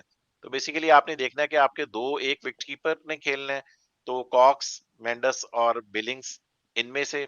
और फिर आपने देखना है कि आपने सिकंदर रजा को खिलाना है या मेंडस और बिलिंग्स को, दोनों को खिलाना है। तो आप चूंकि सिकंदर रजा के साथ जा रहे हैं, तो फिर आप मेंडस और बिलिंग्स में से कोई एक खिलाएंगे basically. I see what you are saying, I see what you are saying. Absolutely. ये तो जी हमारी प्लेइंग 11 हमने डिस्कस भी कर लिया है।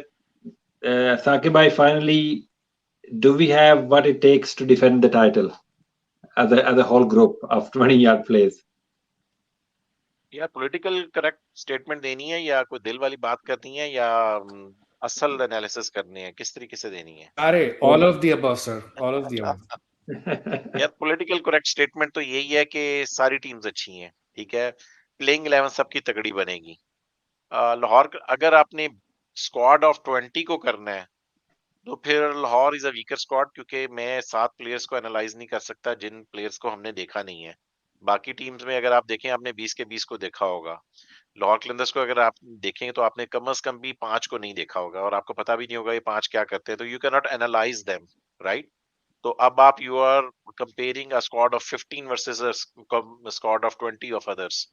तो इस वजह से स्क्वाड ऑफ 20 लाहौर का वीक इस वजह से लगता है कि इसमें 5-7 प्लेयर ऐसे हैं जिनको हमने देखा ही नहीं हुआ, और हमें नहीं पता उनके बारे में ज्यादा, और क्या बहुत कम क्रिकेट खेले हैं वो। तो पीडीपी से जो आ रहे हैं, और पीडीपी के प्लेयर्स के ऊपर हमेशा ही हमें खदशा होता है कि ये परफॉर्म कर पाएंगे या नहीं कर पाएंगे, क्योंकि उसमें से हारिस रऊफ भी निकल सकता है, उसमें से अहमद दानियाल भी निकल सकता है, तो यू नेवर नो। इस वजह से यस, टाइटल डिफेंड कर सकते हैं, बिल्कुल डेफिनेटली कर सकते हैं, क्योंकि प्लेइंग 11 हमारी तगड़ी बनेगी, जो मर्जी कर लें।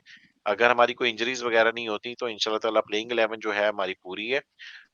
आई नो कि हमें बैटिंग में फायर पावर कम लगती है, मगर बात ये है कि उसको कॉम्प्लीमेंट बॉलिंग कर लेती है। लोगों के पास जो बड़े-बड़े प्लेयर आपको मुल्तान सुल्तान में या इस्लामाबाद यूनाइटेड में या कोयटा ग्लैडिएटर्स में उनकी टीम्स खतरनाक लग रही है क्योंकि आप उनके बैट्समैन देख रहे हैं। You are just comparing the batsman, मगर जब आप हमारी बॉलिंग देखेंगे जिसमें 5 गारंटेड स्टार्टर्स हैं और पांचों के पांचों अच्छे बॉलर्स हैं। देखिए बैट्समैन का एक बुरा दिन हो ना तो वो आउट हो जाए तो उसको चांस भी नहीं मिलता। बॉलर का बुरी बॉल पड़ जाए तो उसके पास 24 बॉल्स होती हैं। तो इस वजह से लाहौर डेफिनेटली, अगर कोई इंजरीज वगैरह का कोई सीन नहीं होता और हमारी पूरी बेस्ट प्लेइंग 11 हर मैच खेलती है तो definitely we can defend the title. Very well explained. जी सियाल भाई, do we have what it takes to defend the title? या फिर Absolutely. कराची को जितवा रहे हैं आप? एब्सोल्युटली, और ये कोई पॉलिटिकली करेक्ट आंसर नहीं है, लेकिन हमने तो सारी टीमों पे बात की है और no better to ask than Saqib भाई हिमसेल्फ, और जिस तरीके से उन्होंने भी एनालाइज किया था हमारी स्पेसेस में भी दूसरी टीम्स पे भी। लेकिन मैं सिर्फ ये कहूँगा कि to me this is the most complete team.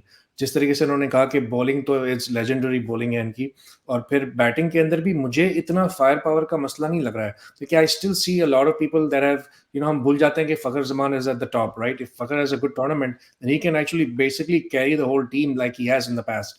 अब हमने देखा है कि सिकंदर रजा का पर्पल पैच, जिस तरह यासिर भाई ने भी कहा, जो चल रहा है, तो he will carry that form into this PSL. और फिर हमने देखा है कि वीजा तो clutch player है, he doesn't get any more clutch than David Visa, right? So when I see these 3 or 4 players, right in the lineup and to complement the bowling, so I don't know if anybody has the talent that Qalandar does. हमने कोयटा पे भी shows किए हुए, कोयटा की मुझे batting जो है वो मिडिल ऑर्डर मुझे थोड़ा सा डाइसी लगता है। मुल्तान के पास बॉलिंग ही नहीं है जहाँ तक मेरा ख्याल है। Karachi is all over the place as always, और फिर इस्लामाबाद के पास भी वही है कि इट्स हिट और मिस बॉलिंग है उनके पास। तो और ज़ालमी के पास भी जो है वो फायर पावर है, लेकिन इतनी कॉम्प्लीमेंट्री बॉलिंग नहीं लगती मुझे। तो to me this is the most complete team, and it was fitting that they are the defending champions, और हमने उनसे सबसे लास्ट उनका शो किया है। तो for me my money is with the Qalandars, even though I'm not supporting Qalandars, but if I have to say one team, if I have to pick that should win this title, again barring Shaheen Shah's health, if Shaheen Shah is ready to go 100%, then I don't know if anybody is going to give any tough time to Qalandars. जी यासिर भाई, over to you. जी, after 1 hour 40 minutes हमने सैल भाई को convince कर लिया है लाहौर को सपोर्ट करने के लिए, तो that's a victory for me. लेकिन having said that, I will agree with most of their point, but I still don't think it's a perfect team. मेरे ख्याल से वही जिस तरह हम बात करेंगे, मिडिल ऑर्डर थोड़ा सा जो है वो वीक लग रहा है। लेकिन हैविंग सेड दैट यार, पिछली दफा भी हैरी ब्रुक जो है he played out of his skin और उसने बहुत कंट्रीब्यूशन किया था, और again we have David Wiese जो कि ऑलवेज रिलायबल। तो लेट्स होप के I think the team will fire. Lahore Qalandar has what it takes to win the big tournaments. अगर आपके पास बॉलिंग अच्छी है तो बॉलर्स ही आपको टूर्नामेंट्स जितवाते हैं। लाहौर कलंदर हैज दैट, और शाहीन शाह की फिटनेस बहुत ज्यादा मैटर करेगी। एक जो वीक पॉइंट मुझे लग रहा है वो उनकी बेंच स्ट्रेंथ है, क्योंकि बेंच पे उनके पास इतने ज्यादा लोग नहीं है, जिस तरह हम लोगों ने भी देखा है उनके रिजर्व प्लेयर जो हैं। तो अगेन इन केस ऑफ कोई अगर बड़ा प्लेयर अनफिट हो जाता है तो उसकी रिप्लेसमेंट जो है वो थोड़ा सा चैलेंज होगा लाहौर कलंदर्स के लिए। But having said that, I think Lahore Qalandar has that team जो कि उनको बैक टू बैक टाइटल जितवा सकती है।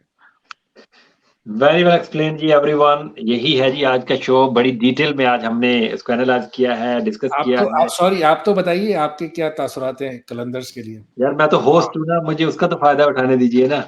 Of course we have what it takes to defend the title, और जैसे साकिब भाई ने कहा कि स्पेशली मैंडिस और बिलिंग्स के आने से ना मुझे काफी ज्यादा तसल्ली हो चुकी है। And as you guys just said कि बॉलिंग आपको टूर्नामेंट जितवाती है, और हमारे पास हमारी बॉलिंग सॉर्टेड है। और जो पहले हम बात कर रहे थे ना कि वो दिलबर हुसैन और अहमद दानियाल वगैरह क्यों हैं, तो वो शायद इसीलिए ही हैं क्योंकि लाहौर कलंदर्स को आइडिया है कि अगर उनका बॉलर को इंजर्ड हो जाता है तो उनके पास बेंच स्ट्रेंथ ऐसी हो जो कि उसको कवर अप कर सके। तो शायद इसलिए उन्होंने बॉलिंग की स्ट्रेंथ ज्यादा बेंच के ऊपर रखी है, क्योंकि शाहीन की भी इंजरी की कंसर्न है, हारिस भी रिसेंटली इंजर्ड रहा था, तो इसलिए शायद उन्होंने वो बेंच स्ट्रेंथ अपनी फास्ट बॉलिंग से भरी हुई है। लेकिन अगर आप प्लेइंग 11 बना के देखेंगे ना, जैसे भी हमने बनाए भी थे, तो उसमें क्वालिटी इनफ है जो कि किसी भी बड़ी टीम को हरा सकती है। और लाहौर कलंदर्स को जीतने के लिए 200 रन नहीं बनाने, ये हमें याद रखना है। मुल्तान सुल्तान या फिर इस्लामाबाद यूनाइटेड को अगर मैच जीतना 200 हम जब भी करते हैं हार जाते हैं। नहीं करने, हमने बिल्कुल नहीं करने।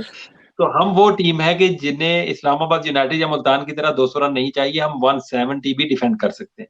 हमारे पास ऐसी बॉलिंग भी है, ऐसी बैटिंग भी है जो कि टाइटल को इंशाल्लाह जरूर डिफेंड करेगी और पहली टीम लाहौर कलंदर्स बनेगी history of Pakistan Super league, जो कि 2 बार लगातार पाकिस्तान सुपर लीग की ट्रॉफी उठाएंगे।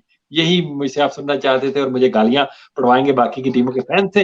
तो यही था जी आज का हमारा ये शो लाहौर कलंदर्स की टीम के ऊपर। हम शुक्रिया अदा करेंगे एक बार फिर से साकिब भाई का कि 1 घंटे का हम नॉर्मली शो करते हैं और साकिब भाई का प्यार और मोहब्बत पीएसएल के लिए देख लीजिए और लाहौर कलंदर्स के देख लीजिए कि हमने ऑलमोस्ट 2 घंटे का शो कर लिया और अभी भी ऐसा लग रहा है कि हम सारे फ्रेश हैं और we can carry on and on and on forever. तो साकिब भाई यार, it means a lot for us honestly कि आपने इतना हमें टाइम दिया है और बड़ा मजा आया आपके साथ। इतना मजा आया है कि यार ऐसे लग ही नहीं रहा कि हम 2 घंटे से शो कर रहे हैं। तो it was absolutely pleasure to have you in the show. Yeah, thank you so much for inviting me. और बाकी you guys are true gentlemen और also with a great cricketing knowledge। और PSL में मैं भी, मुझे बड़ी खुशी हुई है कि आप लोग ये शोज कर रही हैं। PSL के शोज मुझे देख के, बल्कि आप लोगों के साथ मुझे काफी नॉलेज मिला और काफी मजा आया आप लोगों के साथ गपशप करके। तो यार थैंक यू सलमान भाई, यासिर भाई और Jahangir, any time. Thank you so much. Thank you thank so you much. Very much. Thank you. Thank you Saqib भाई। Thank you. यही है जी आज की वीडियो। अगर आपको वीडियो पसंद आए तो लाइक कर दिया करें, शेयर कर दिया करें और अगर कुछ गलती कोताही हो जाए तो कमेंट सेक्शन में हमारी करेक्शन भी कर दिया करें और चैनल हमारे को कर लें सब्सक्राइब। साकिब भाई के चैनल तो आपने किया होगा पहले ही, अगर नहीं किया तो वो भी कर लें। तो इसी तरह से आपके लिए और भी वीडियोस लेके आते रहेंगे। अगर ट्विटर के ऊपर आप हमें फॉलो करते हैं तो स्पेस में आइएगा। हम पीएसएल के दौरान साकिब भाई को भी घेर लेंगे।